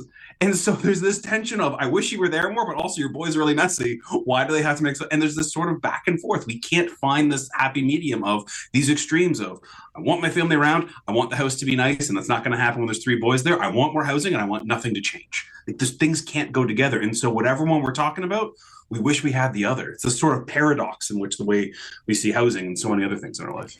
Far be it from me to defend those who have been elected to any level of office, but let's focus specifically on local office, because I get flack once in a while because I know many of these people personally. And it's not like we hang out. They're not hanging out with late night Farwell all the time. It's just you get to know them because of their work in the community. And I will be the one to say, I'll take the flack. That's okay. I put my tin suit on before I came to work today. They do excellent work. These are well-meaning people who try really hard for our community. And if I'm being honest, Phil, I sometimes feel badly for them. Particularly right now, I'm thinking of Cambridge, which has got an idea for more housing and affordable housing. And you know they're hearing from some in the community, probably many, we need more housing. We need more affordable housing. And gosh darn it, Cambridge Council's approving it. And then, there's another side of the equation that's like, there's too many houses in too small a space. And how am I going to drive on my street with all this traffic? Yeah, we do this all the time. We demand solutions from our politicians and then block action. We expect better without change. Like, I don't know sometimes what a politician is supposed to do. I've talked to more than one city councilor across multiple cities that say, like, I want more affordable housing. Everybody's telling me we need to put affordable housing, and this is important. And I know my community won't support it. And the only reason they have their position is because their community supported them and voted them into that space. So, like, their hands are tied in the weirdest way, where they know that this is what the community needs. Everybody is saying this is what the community needs. But when push comes to shove, the people that put them into power say, don't do this. It's an impossible situation we ask of our politicians. And I think this stuff is really important for us as a community to kind of wander our way through, because there's probably like 2 elections upcoming pretty soon. We don't know when, but provincial elections, all the signals are saying something's likely to come. A federal election has to come by the latest of October. Like, things are about to happen. And we're going to tell our politicians what we want. And then we're going to turn around a month later and yell at them for having done the thing we said we wanted them to do. Like, I think we have to be really careful how we do this stuff, because it makes it impossible. Like, we are part of the problem in the simplest way. You talk about all of those problems. The one that I didn't touch on is the community. Like, we make it hard to fix this problem, because we say this is important. We say this is what we want. We want a place for our kids. We want a place for our teachers and nurses and tradespeople to live. And politicians say, okay, let's go put something in place. We'll make some affordable housing. We'll make some attainable housing opportunities. We'll make more density so there's more houses. And the community says, absolutely not. Please stop doing that. I said, well, what do you want from us? And so one of the biggest barriers to getting this sorted is the community itself that wants it sorted. This is that sort of paradox that we have within ourselves, where we say, I want to do this. So there's a paradox that I say within, like I said, late night Phil, I want to lose some weight and I won't stop eating chips. And then I get mad that the results aren't good. Well, we have to make a change. And part of that starts with us. And I think that's important as a community to really focus on, what do we control? Well, what we control is the way we respond to our politicians, the way we respond to the growth, the way we respond to change. We can control that a lot better than I can control, the federal economy or, the state of immigration, those other sort of things that have impacts on housing. But I can't fix that. I can't touch any of those things. I can make sure that I'm not going to be the reason there aren't enough houses here, though, by not being the thing that our counselor says, I can't make the choice, I can't act because I know I'm going to lose votes. I think one of the biggest challenges we face, Phil, in getting more people to embrace this kind of change goes back to something you said earlier, and we're both old enough to remember a time when we could buy a house in this community with a relatively, let's call it, modest income, right? Certainly nothing compared to what is required today. And since we were able to do that a few years ago, the value of that home has now gone up exponentially. And if we start building more homes, particularly affordable homes, guess what's going to happen to the value that has magically appeared in the home that we bought all those years ago? Well, isn't that the thing? Every time we talk about, neighborhood feel or property values or that type of people in our neighborhood, folks are talking about their investment. They're not talking about necessarily, not every time, but a lot of times we're talking about money. We're talking about the investment. We're talking about what I have gained. Now, the irony of this, and I do think this is something that always kind of, I chuckle in the back of my mind, is, yeah, your home value may be up, but you can't access it. Like, this isn't money that you have in the bank that you can go do. Like, if your home value's gone up, great. So now you're going to, sell it and buy another house in the same market that has also grown in value. Like, your actual access to, unless you have multiple homes and you're looking at selling your extras, like, these massive gains are not getting you a lot of places because, well, I guess you could take out more debt. Sure, but like, you're not really in the position to access this value. It's in your head and you're like, my house used to be worth $800,000 and now it's dipped to $7. Okay, but you were never getting that $100,000 because if you're going to go buy another house, it was going to be $800,000. You want to downsize to the condo? Well, it's up in value too. Your relative value of these things are hard to access, but we tell ourselves, I have this money, I have this value, this is something I've earned in my asset, and I don't want to let it go. And so again, we don't want the neighborhood to change. We don't want to lose property. I'm worried about my property values. Okay, but you were never getting that money anyway. And what we are doing is making it harder for this community to be nice to live in, making it harder to have servers at our restaurants, making it harder to have, paramedics, call, there when we call, making it harder to have tradespeople to build all the things we need to make the community go. Those folks are struggling more and more to live here. And we don't find good solutions because every time there's a solution presented, we complain. Like, even to the extent that it's about our tax dollars. When this happened in Waterloo, we've been working on this really interesting project, the city of Waterloo, excited to negotiate on a plot of land. And a whole bunch of the comments come out as, well, so that's going to be my tax dollars raised now. I guess I'm going to have to pay more in taxes. No, this isn't tax money. But the idea that your tax money would go to make your community better and safer and have lots more people living in it wasn't something. So there's just always a reason to not do more and more and more as it relates to affordable housing. And then we have a bigger and bigger and bigger crisis. And people say, why aren't we doing something about a crisis? I am forever going to remember the concept of selling my extra houses that you brought to this conversation today, Phil. I love that. Is the answer here, because of the complexity of the issue, to have more conversations like this that are not done in sound bites to help people embrace the change that I will flat out say is absolutely required here? I think it certainly helps.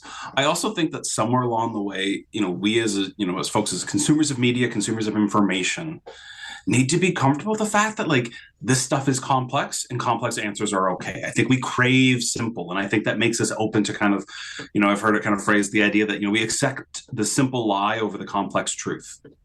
There is big complex things at play here, and it is not necessarily simple. And so when somebody tells you I have a simple answer, that's reason to be worried about. This is multifaceted and there's multiple complex things going on. But what can we drill down as a community to what we can control? In this community, what can we control? We can control supply. We can control, the opportunity for growth. And we can support the things that we know help us become closer to the community we want to be that address the crisis. Things like our politicians responding to our asks for affordable housing by creating opportunities for affordable housing. Let's go and support that as opposed to constantly being a barrier to them doing the thing we asked them to do. Phil, it's always a great conversation. I enjoy it thoroughly, and I'm going to go see what those extra houses are worth on the market right now. Thanks very much, as always, for being here. Thanks so much for having me, Mike. Philip Mills is the CEO of Habitat for Humanity Waterloo Region. He joins us on the show this morning talking about the housing paradox. This is the Mike Farwell Show, 570 News Radio and Rogers TV. It is called Masks of Hope. It's a masquerade ball in support of Hope Spring Cancer Support Center. And its organizer joins the program this morning. Mary Beth Kennedy is the owner and designer at Highway Flowers and the organizer of Masks of Hope. Mary Beth, good morning. Good morning, Mike. How are you? I'm doing all right, thank you. How are you? I'm good, thank you. Glad to hear it. A little chilly, but it's great. Oh, it's a lot chilly. You say a little chilly, young lady? Let me tell you how chilly it is. You're right. Tell me more about Masks of Hope, the masquerade ball coming up on Valentine's Day. Yeah, I'd love to. So we've organized this. I've also partnered with another company called Linked by Brilla. So they're a local company as well. And we decided to do this together to promote a sense of community and also to support people going through and the challenges of cancer. So through Hope Spring Cancer Support Center. So we chose to do this because for me, especially with my business, and I know it's linked to by Brilla as well, community is a huge thing, and our values and everything align very similar to Hope Spring, where we like to support those in our community because, especially for us too, being small businesses, the reason why we survive and thrive in our community is because of everybody in the community. And so bringing other people into that as part of our vendors or even our suppliers, we're using a lot of people that are local to do our food and even our entertainment and our DJ and live band entertainment. And we're just wanting to raise money and bring awareness to Hope Cancer Support Center. So a little bit about them, if not many people know too much about them, is they embody basically supporting everyone, every cancer, and every stage. So they're very inclusive, which is also something that I value as a part of my business too. And so it doesn't matter what age of cancer that somebody's going through, or whether it's even the cancer patient or their family member. Hope Spring is there to support everybody. Also, another great thing about having this in February is it's also Breast Cancer Awareness Month. So bringing that a bit of awareness as well to things is also part of it. And the reason why we chose the masks is because masks can kind of symbolize a little bit of mystery, strength, and transformation, which in ways represent a journey of those that are going through cancer as well. I love the idea of a masquerade ball. I think it sounds like a ton of fun. When it comes to Hope Spring, Mary Beth, and I've had the opportunity to get to know the organization a little bit over the years, just through my work, but was there anything in particular that drew you to Hope Spring as the cause or the organization you'd be raising money for? Yeah, so I mean, probably like many of us, if we don't know somebody going through cancer currently or even had it ourselves, we've had somebody in our life that's been touched by that. And it's just, I mean, every 2 in 5 Canadians at some point in their life get cancer, which is unfortunate. But it's just tough to me because I have gone through the loss of somebody having cancer, and I'm going through that as well currently with someone close to me having that. And it's just been something that I love supporting because it's such a unfortunate but common thing. And they are so great in our community, even in the hospitals. Like when you walk into the hospital and the cancer center, they have hats there even for people that, you know, have gone through chemo and lost their hair and need that. They've got their information there about the wellness and all of the other educational programs that they have and offer. And speaking about breast cancer, even for this month, I love the fact that they offer things that are a little different that people don't always know about. But if a woman has gone through a mastectomy, they offer at no extra charge because, of course, the burden of cancer can already be very expensive, but they offer to donate to people those camisoles that are needed after that mastectomy surgery. And then even like wigs or the head wraps as well. So just things like that that seem like a small thing, but they're actually so huge to somebody that's just gone through or going through the treatments. Absolutely. A good friend of mine just marked an anniversary of having completed her breast cancer journey, and she's thriving to this day. And your point, Mary Beth, on the support along the way from our Grand River Regional Cancer Center and others is very well taken for sure. So as I mentioned, this is on Valentine's Day, February the 14th. It's going to be at the Hacienda Sabrita on Union Street in Kitchener. How can we get ourselves involved in Masks of Hope?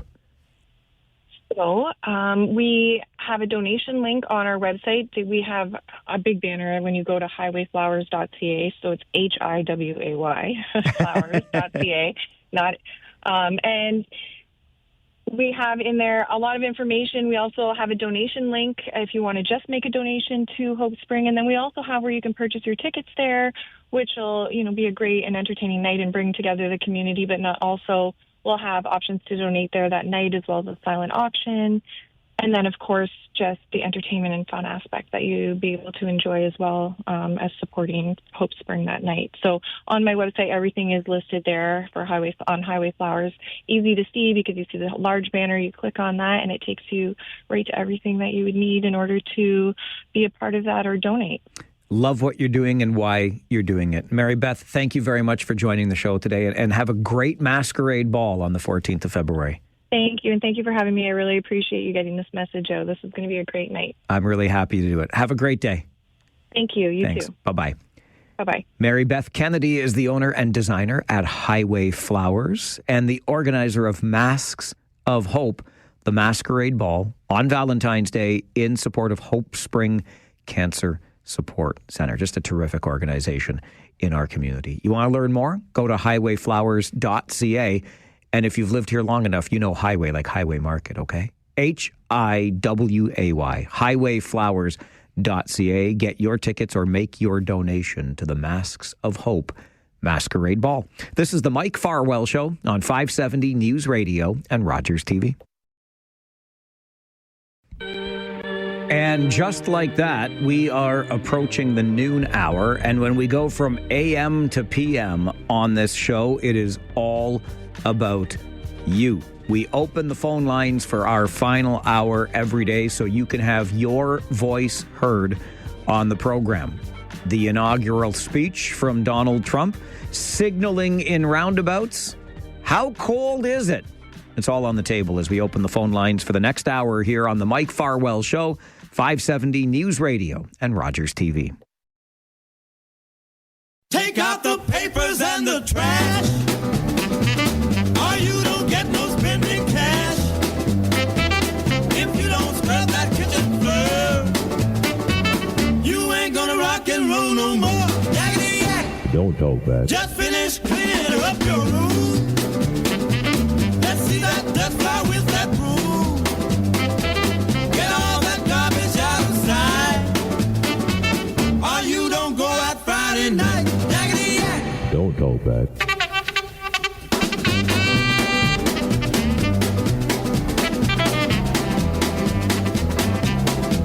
Every day, noon until 1, we open the phone lines so you can have your say during our Talkback Hour. 519-570-2545. Star 570, 1-800-570-5715. And a pro tip, if you try one of those lines and it's busy, just try another one. It might be open for you, although we do tend to get busy, and I want to hear from as many of you as possible during the Talkback Hour. So let's get right to it. Imran, start us off. Good afternoon. Hi, Mike. Good afternoon. Can you hear me? I can hear you just fine, thank you. Okay, good. So I want to talk about the U.S. 25% tariff that they're going to thinking to impose to Canada. Yes. I think it's February 1st. So my comments will be, we need to show our guts. I think we are too much... I know we are saying we will do this, we will do that, but we're kind of scared. I think, especially the top level people, like the policymakers, I should say, like, you know, we have more than 150 years old country, right? And over these years, we are only dependent on USA. Like, we have our problem, I think, in policy making, is we cannot only blame US that they are going to impose tariffs. This is their country. They might do whatever they want. I know it's they need to put good gesture to the neighbors, but at the end of the day, they will decide whatever they think is good for them. But as a Canadian, I think our policy should be more towards diversification. Like, we cannot depend on only one country and have most of our export going there. Sooner or later, this will come and it will hit us. So I think in the long run, it is good for us. We need to show our guts. We need to find newer opportunities for export, even for import, and show that we can do it without maybe the help of U.S. So I think it's an eye-opener for Canadian people and show the world that other countries are doing it, so we can also do it. We will not die because you are going to impose 25% tariff. And I think it will also hit the U.S. economy in a greater way. But in the long run, I see as good for both economy maybe. But maybe in the shorter run, it will be harder for many people. I understand. But we just have to show our guts and be bold and taking our policy. All right, Imran, I appreciate the call. I think you're spot on. Make no mistake, when we impose retaliatory tariffs, which we will, in the tens of billions of dollars, this will hit U.S. consumers in the pocketbook as well. So it's not a one-way street here. And Imran is also onto something when he talks about breaking down barriers and diversifying. We need to diversify within our own country. The barriers that we have on trade between provinces is utterly ridiculous. We got to open up our own country to more trade within provinces as well. So, Imran, great call to get us started on the Talkback Hour today. Andre, he just set the bar. How are you going to meet that bar today? Well, in the AM or PM we had this morning. Which PM did we have this morning? Justin Trudeau was our PM. No. No. Was it Philip Moto or Philip Mills? No. Oh, I see. I took me a second there. Yes, it was Philip Mills, PM initials. Yes. So I was very happy with this segment about housing, but it hurts me because why were you happy with the segment about housing, Andre? Because it's reality. Okay, you like the reality that we bring on the show. Just like this year is going to be, I told you that my resolution that it's going to be harder this year, but I do expect, I deal with the worst and wish for the best, right? That's a good way to do it. Expect the worst and hope for the best. Great way to go about it. Paul, good afternoon. Good afternoon. I don't want to talk about roundabouts. Do not spread misinformation again, you scoundrel. There's no point in arguing with you on that. I'm right about it. That's why. Okay, well, okay. I'm gonna let you believe that. That's fine. As long as you don't spread misinformation on the show. We all know how to signal a roundabout. It's posted on our Facebook page. What else you got? Signal right and just go wherever. Honest to goodness. I will hang up this phone. Yeah. Listen. You were talking about Donald Trump and his list of things he intended to do. Including plant the flag on Mars. Yeah, what do they say? Shoot for the stars. Most of what he said is actually common sense, what people are looking for. They're looking for an improvement in the economy. They're looking for restoration of certain rights and whatnot. They want less government interference with their lives. Planting the flag on Mars. Hey, good luck to them. I don't know when it'll happen. Sooner or later, it will happen. Well, but that's the thing. Is it going to happen in 4 years? So Paul gives us a great segue into all of what Donald Trump did pledge, including planting the flag on Mars. Is it all common sense? You judge for yourself. I'll play it for you coming up. This is the Mike Farwell Show, your 12 o'clock Talkback Hour, 570 News Radio.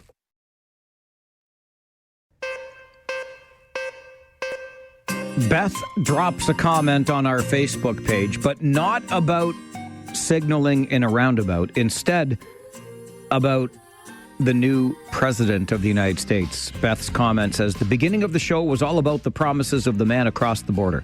Could you please consider a no Trump talk day once a week? This man is causing a lot of anxiety, and it would just be nice to have a day where nobody talks about him.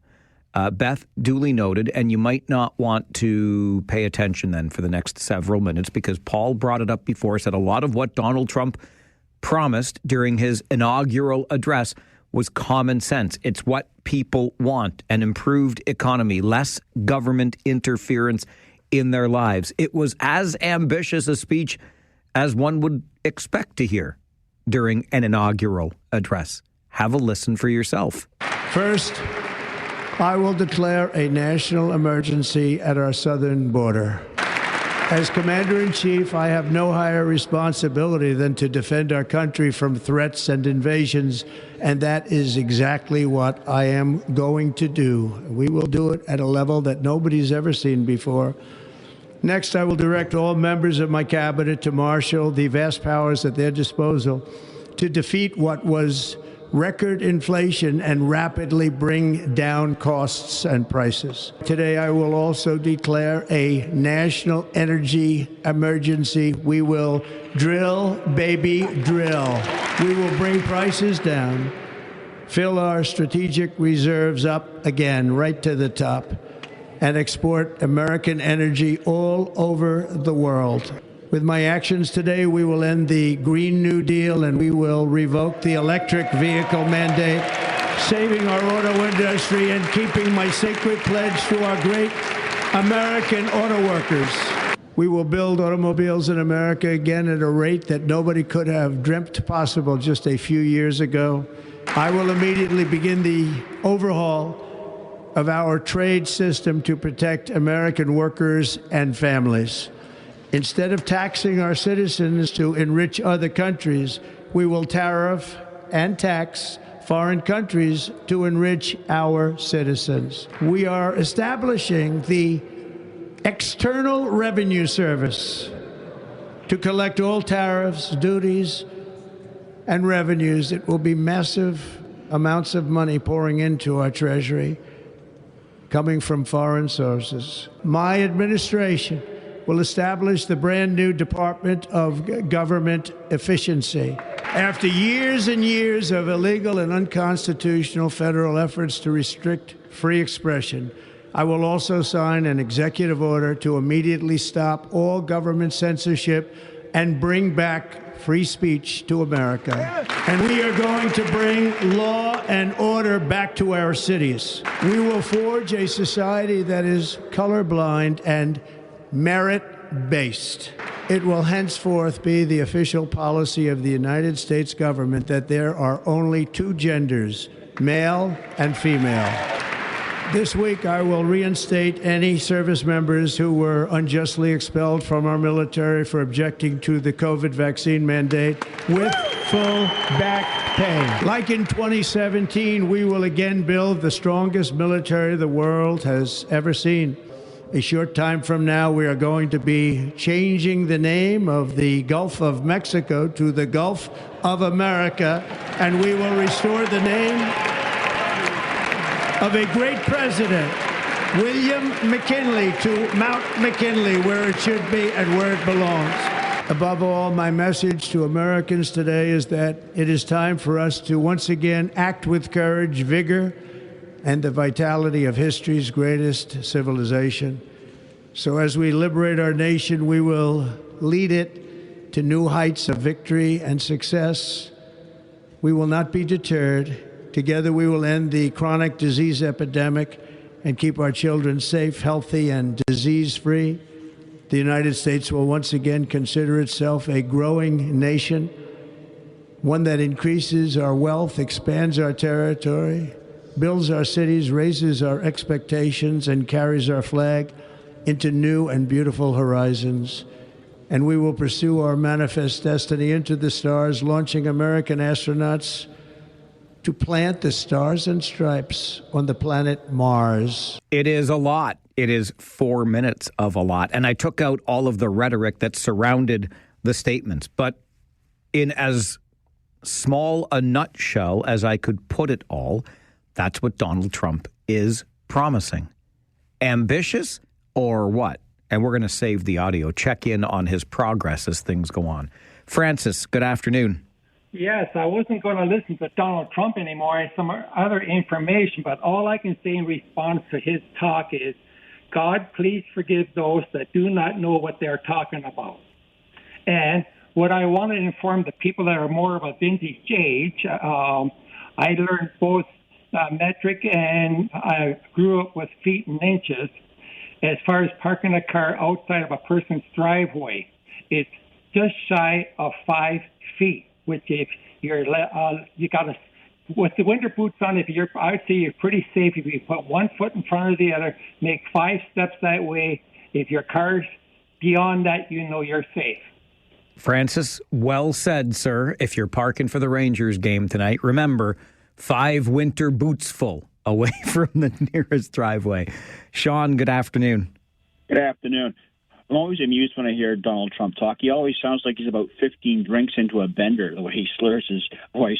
Anyway, Imran was onto something there. We sort of got ourselves into a trap of our own making with our panting adoration of America. Some people have suggested that there is another trading bloc that shares our values in the way we think. It's called the European Union. And we need to cozy up to it a lot more and come up with some deals here with the European Union because they think more like we do. All right, Sean, appreciate the call. Something to keep in mind. Grant, good afternoon. Yeah, outrageous with that signing of that baseball player of the Blue Jays.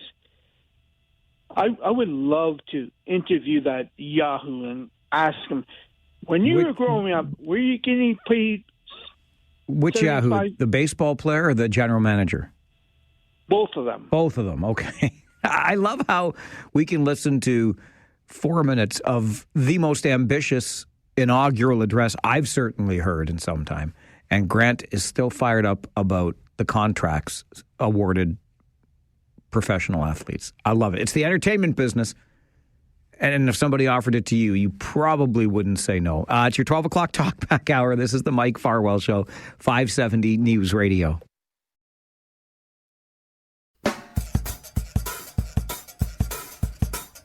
I just received a note that I have to make sure I share. A very happy birthday to Mr. Dowling, one of my old, and emphasis on the old now that he's 81, high school teachers from St. Jerome's. Maybe one day, sir, you will learn to cheer for the right hockey team, the Toronto Maple Leafs. Until such a time, I will still wish you a happy birthday, but I will wish your hockey team no success. Very happy birthday, Mr. Dowling. Happy 81st. Back to the phones on this Talkback Hour. Jonathan, good afternoon. Good afternoon, Mike. Lots of interesting topics to discuss, but I'll focus on the Donald Trump thing. Basically, I have a few theories. You could say they're conspiracy, but I think, I wouldn't say so because based on facts and things I've learned. But so I wonder how much of his speeches is written by other people or even artificial intelligence, because nowadays, it's pretty definitely written by other people. They don't write their own speeches. Right. Right. Yeah. But more I was getting at, I wonder if they use artificial intelligence things, because that's a tool that a lot of people use nowadays to write things. Yeah. And the other theory is I kind of wonder if Elon Musk is actually the one in control, or whether Donald Trump's really just a puppet for him, because I don't know, just it's interesting that he's in the government now, and it's confusing to me what his role is and what all he's doing and how involved he is. So that's just a theory of mine. But I think it's a really interesting point to bring up. Mark Zuckerberg was there as well yesterday. Elon Musk, some of the wealthiest people on the planet, and many have compared them to the robber barons of old. Those who fail to learn from the mistakes of history are doomed to repeat them. It's going to be a very interesting 4 years ahead. What does Elon Musk do anyway, besides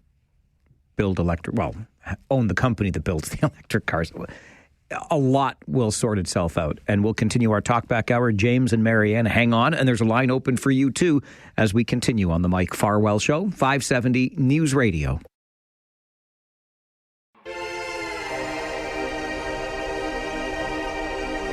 Just a quick follow-up note on Aaron's update about our population exceeding 700,000 in the region for the first time. A little bit of context around that. In the last 5 years, we have grown by 100,000 people. 100,000 people in 5 years. It took us 13 years prior to grow by the previous 100,000. So 500,000 to 600,000 was 2007 to 2020. Those 13 years, we grew by 100,000. The previous 5 years, another 100,000 people. And Clive sends an email to Mike at 570news.com in response to a call earlier from Sean, who suggested that Canada tie itself to the European Union because they think more alike we Canadians. Clive says, no, the European Union is not what you want to be tied to. The rules take away a country's independence. So a different perspective on that. Back to the phones. We can hear from James. Good afternoon, James. Hey, good afternoon, Big Mike. How you doing, buddy? I'm doing all right, my friend. How are you? Yeah, staying warm. Attaboy. Still waiting for my Yorkshire pudding, but it's never coming. What? Your Yorkshire pudding's never coming? I love me some Yorkshire pudding. I remember I called in one day and your wife had made that, and you said next time she makes it, you're going to invite me over. But oh, sorry. I guess she hasn't. You know what? She hasn't made it since. Now that you bring it up, that's because you cheered for the wrong team. That's right. Hey, I always got so many things I want to. I call in and then I hear everybody else talk, but I'm going to stick with my original reason I called in. Was about, we're talking about the speed cameras and that around the school zones and whatnot. Yeah. I'd like to see, how about we concentrate on the streetlights that we have currently and make those up to 2025? Like, why am I driving down a road and the light changes, but there's no other traffic coming? That happens all the time. I'm like, why am I sitting here, 5 a.m, when there's nobody around. It Yeah. makes no sense. You know what? It's a great point, and it's long been a bone of contention for drivers, right? I remember way back in my high school days, I did the overnight shift at B&W Heat Treating. It was out on Stackley Place in the Huron Industrial Park. And so I'd go in, start my shift at 11 on Saturday night, come home at 7 on Sunday morning, and I'd get to the corner of Beasley Drive and Homer Watson. I'm staring at Bud Park, and the light, which is the longest light ever, and I will not tell a lie, on more than one occasion, I made my left-hand turn before I waited for that light to go green, because I'm like, there's no traffic around, and I've just put in my 8-hour overnight shift. I want to go home to bed. So I feel you, James. I'm not endorsing that. I'm just telling you honestly what I used to do. Marianne, good afternoon. Good afternoon. I just have a little story to tell you about the Waterloo Siskins. Sure. I'm a senior. I'm 82 years old. I was born and raised on a farm on Erbsville Road. The farm that we lived on is all built up now and is actually a city of its own.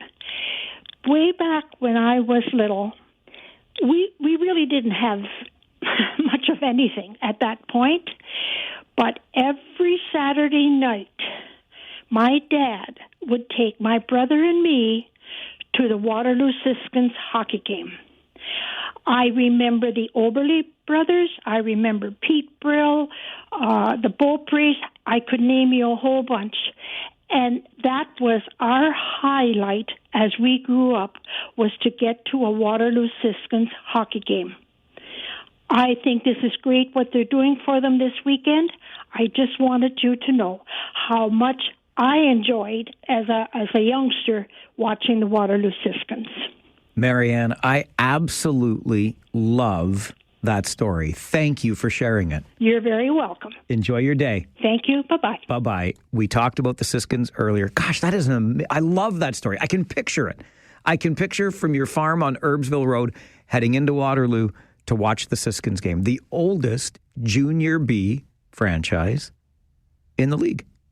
90 years the Siskins are turning, and they celebrate this weekend on Sunday with an alumni game from 11 until 1. And then at 1:30, the Stratford Warriors are in town to take on the Siskins for a league game. So a great day at the Waterloo Memorial Rec Complex. Not the bubble where Marianne would have seen some of those games back in the day, but the Rec Complex is a great home for the Siskins today. And they're going to have that alumni game to celebrate 90 years at 11 o'clock on Sunday morning. And then the Stratford Warriors take on the Siskins at 1:30 for a GOJHL Midwestern Conference game. It's going to be great. What an awesome story. Thank you, Marianne. Afif, good afternoon. Hey, good afternoon, Mike. How are you? Good, thanks. Good. So first I want to say, go Rangers tonight. Yes, hopefully sir. They win. I hope so, too. I hate those London Knights, so hopefully we can beat them finally. And second of all, the team that, thank God, Toronto Maple Leafs won against. Yeah, the team that shall not be named. Don't ever name Exactly. it. Yeah. That's why I'm just saying I'm happy they won against them, because I was like, oh God, they're gonna lose. We're gonna have to talk about that. But thank God they beat them. Exactly. Afif, they say the cream always rises to the top, and 7 straight goals from the greatest hockey team on the planet, and that team that shall not be named deserves to not be named. At least for today, right? Chris, you're on the Talkback Hour. Good afternoon. Hey, Mike. Riddle me this, Mike. Why don't we have enough refineries? We have lots of oil. What do you mean we don't have enough refineries? Right, to produce our own gasoline. I thought we were producing plenty. We're just exporting it to other places. Aren't we just giving out the crude and then buying it back? Oh, right. I see what you mean. So you want us to build more refineries? Well, does that make sense? I wish I knew. I mean, that's what I'm saying. I don't know. I'm asking you. No, well, listen, I wish I had as good an answer. Like on the surface, I get it. And it just takes me back to the conversation we had after 11:30, Chris, with Philip Mills from Habitat for Humanity, Waterloo Region, when you talked about we want easy answers, right? So I'm with you. That sounds super duper easy. This should have been done in the 70s, 80s, maybe even. It's a great point, and I don't have a good answer as to why not. Right. I'm sure there's a reason. I'll keep on listening to see if anybody will know the answer to this. Okay. We have all the oil. We just don't have the refineries. Exactly. All right, Chris. Thanks for the great question. Yeah. Enjoy your day. Bye-bye. Bye. I want to give you easy answers. I could give you the easy answer because Chris presents it well. Why? Beats the HE double hockey sticks out of me. But hey, maybe I should have paid more attention in which class would that have been? Geography? Civics? History? Anyway, we'll do some work. It's the Mike Farwell Show, your 12 o'clock Talkback Hour, 570 News Radio. So I shared with you earlier the comment from Beth on our Facebook page asking for at least one day a week that's totally Trump-free. And I get it. And I don't mean to be defensive, but I'm going to be. I mean, obviously, Donald Trump currently is the biggest story in the world. He really is. And our job here is to tell you the big stories and give you the chance to talk about them. Ian sends a similar email to Mike at 570news.com. Mike, we deserve more than a day a week without having to listen to him. Unfortunately, just like last time, it will be every day for 4 years where we will be hearing one ridiculous statement/lie after another. Why, as Canadians, are we put through this? I understand the media has to report the news, but isn't there a point where it's too much? Thanks, Ian. Again, maybe is the best way. A point where there's too much, probably a point where there's too much. But again, we as Canadians are put through this because that is our closest ally, largest trading partner. I mean, we could just go on and on. The old saying of if the U.S. sneezes, Canada gets a cold. And once again, Donald Trump is the biggest story in the world right now. In the world. So for obvious reasons, we're talking about him today. But if I can go back to being defensive for a moment, we did talk about him at the beginning of the show because, biggest story. So you start with your biggest story. And yes, we are talking about him again now during our Talkback Hour. But the number of other things we talked about on this show today, including snow clearing programs in Cambridge, the Golden Ring Ringette Tournament, the Siskins turning 90, a new short-term rental bylaw in Waterloo, how we fix the housing paradox, the Masquerade Ball in support of Hope Spring Cancer Support Center. Like, all of those other things were part of our show today. And believe me, I am with you in it, right? It's a difficult news cycle right now. I was going to that KW Titans game with my buddy on Sunday. I told you about that yesterday. And on our walk to the game, we just talked about, like, the world and the state of it today. They hadn't yet gotten to the point or had they agreed to the ceasefire in the Middle East. We've got the war in Ukraine. We've got Donald Trump coming in as the next president. I feel every one of these things with you. I want you to know that. I'm right there with you. And it's heavy and it's hard. And frankly, sometimes it really bums me out. It really does. But I ain't got no choice. It's my job to be in the thick of it. And if it's too much for you, I will not hold anything against you if you say, you know what, there's more Trump talk on the Farwell Show, I'm tuning out for now. Or for a day. I get it. I hope you stay with me. We do other things. We will continue to do other things. But it's hard to avoid the biggest story in the world. And I know, even saying that, that's exactly what Donald Trump is in it for. He wants to be the biggest story in the world. He relishes being the biggest story in the world. I know it's heavy. I know it sucks. And we're in it together, is all I can say. And we'll continue to talk about the issues on this show. That's what we'll do. Talkback Hour is just for that. Kyle, good afternoon. Good afternoon. Well, I don't want to talk about Trump because I want to talk about hockey. Sure. Because I love hockey. Just a slight correction, though. First of all, it's the Western. GOJHL realigned the league this year. So right. We're not Midwestern. Right. Sorry. Thank you. No, that's okay. And then the other thing I want to say is I love Waterloo Rec Center. Like that, I was there last, was it 2 Sundays ago now, when the Cyclones played Waterloo at their home rink. And that is honestly my favorite rink in the Junior B. Like, you walk in, and I know I didn't realize it was new until my other half told me, like, how new of a building it is. But it's got that old school look. It's got the Olympic, I guess, size rink and all that stuff. So I love that place. But I just got a question for you, Mike. I know I talked about it with you yesterday on Instagram, but did you ever find out what the top 5 or even top 3 oldest junior teams are in Canada? I know we said that Regina Pats are from like 1917 or something. Did you ever figure out what the other ones are? Like Waterloo Siskins is like they're 90 years old. What are the other ones? Did you find that out? I have not, but I'll look into it for you. All right. Thanks, man. I appreciate it. Have a good day. Thanks, Kyle. You too. Good to hear from you. That rec complex, too, is more than just the place where the Siskins play, right? It's got the swimming pool there. There's a great walking track. My buddy Jerry Harrigan, who I hope is going to be out for that alumni game on Sunday. Love that guy. He gets out on the ice still a few times a week and then walks that track. It's a beautiful walking track up there. They've got meeting rooms and community rooms, and now they've built onto it as well. And Jim Bowman, who works for the city of Waterloo, I got to get back in touch with him. He invited me for a tour of the newer part of that rec complex that they've added on to. It's beautiful. I was in there for an event last spring, and I've been meaning to go get that tour from Jim because he's such a generous guy. You want to talk about somebody who lives up to the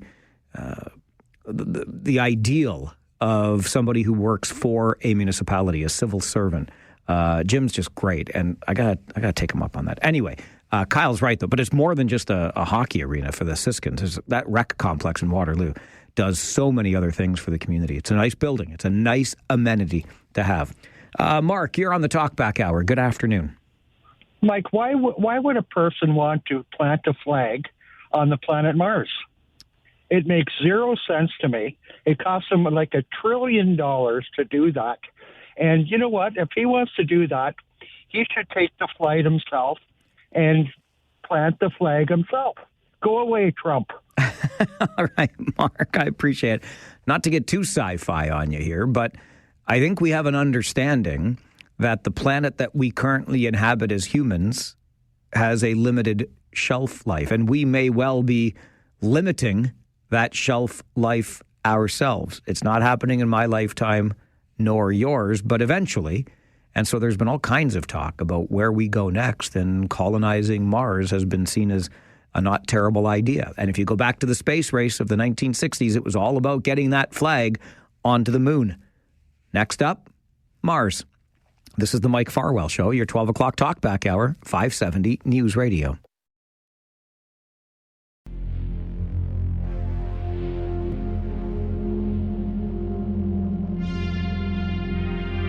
Final minutes of our show together today before we turn things over to Rob Snow, and now you know until 3 this afternoon. Ranger Joe, it's been a minute. How are you, my friend? Mikey, I'm fine. How are you doing? I'm good, thank you. It has been a long time. Mikey, the reason I'm phoning in real quick is when Trump made that comment about staking a flag on Mars, and Elon Musk was jumping around like a flippin' idiot with excitement over that. I heard, now I'm not an expert on the planets, Mikey, but maybe you can find out. I heard the planet Mars is too far away to ever even think about inhabiting, that if you go to Mars, it's a one-way trip. Maybe you can find out. That's what I was under the impression. Yeah, Joe, appreciate that. I'm not going to claim to be an expert, but the Mars rover existed for a reason up there looking around to see what might be possible. You raise a great point. I don't know. And I don't know what Trump knows, but certainly if SpaceX could potentially take us there, you can understand why Elon would have been jumping around, giddy with excitement. Andre, you're going to get the last word today. Thank you very much, Mike. Well, I want to talk about the Rangers. I really can't wait for tonight. I got a feeling we're going to win 4-3, and I got a question to Dale Hunter. Do you think that Armor Jagai is better than Dale Hunter, realistically? You're going to ask Dale Hunter that question? Yes, please. Okay. I don't know if asking the coach of the London Knights if Arber Xhekaj is a better player than he was when that's hard to say. And I think, listen, I love Arber Xhekaj as much as the next guy, the former Kitchener Ranger, who now unfortunately plays for the team that shall not be named. But Dale Hunter had a pretty long and successful National Hockey League career. Depending on your definition of success, I mean, there was that ugly incident where he body checked a player after that player had scored a goal against his team and just claimed to have not heard the whistle. It's one of the ugliest incidents the game has ever seen. It's right up there with the Marty McSorley whack over the head of Steve Moore. It was, right? Donald Brashear. I'm getting them all mixed up. Anyway, you know what I'm getting into. It's a lot. Bottom line is, Andre talks about the Kitchener Rangers. Home tonight to the London Knights. Pre-game coverage with Paul Fixter and I will start right here on 570 News Radio at 6:30. If you're not at the rink, be here. Colin Robertson, our guy on the other side of the glass. My name is Mike Farwell. Bye for now.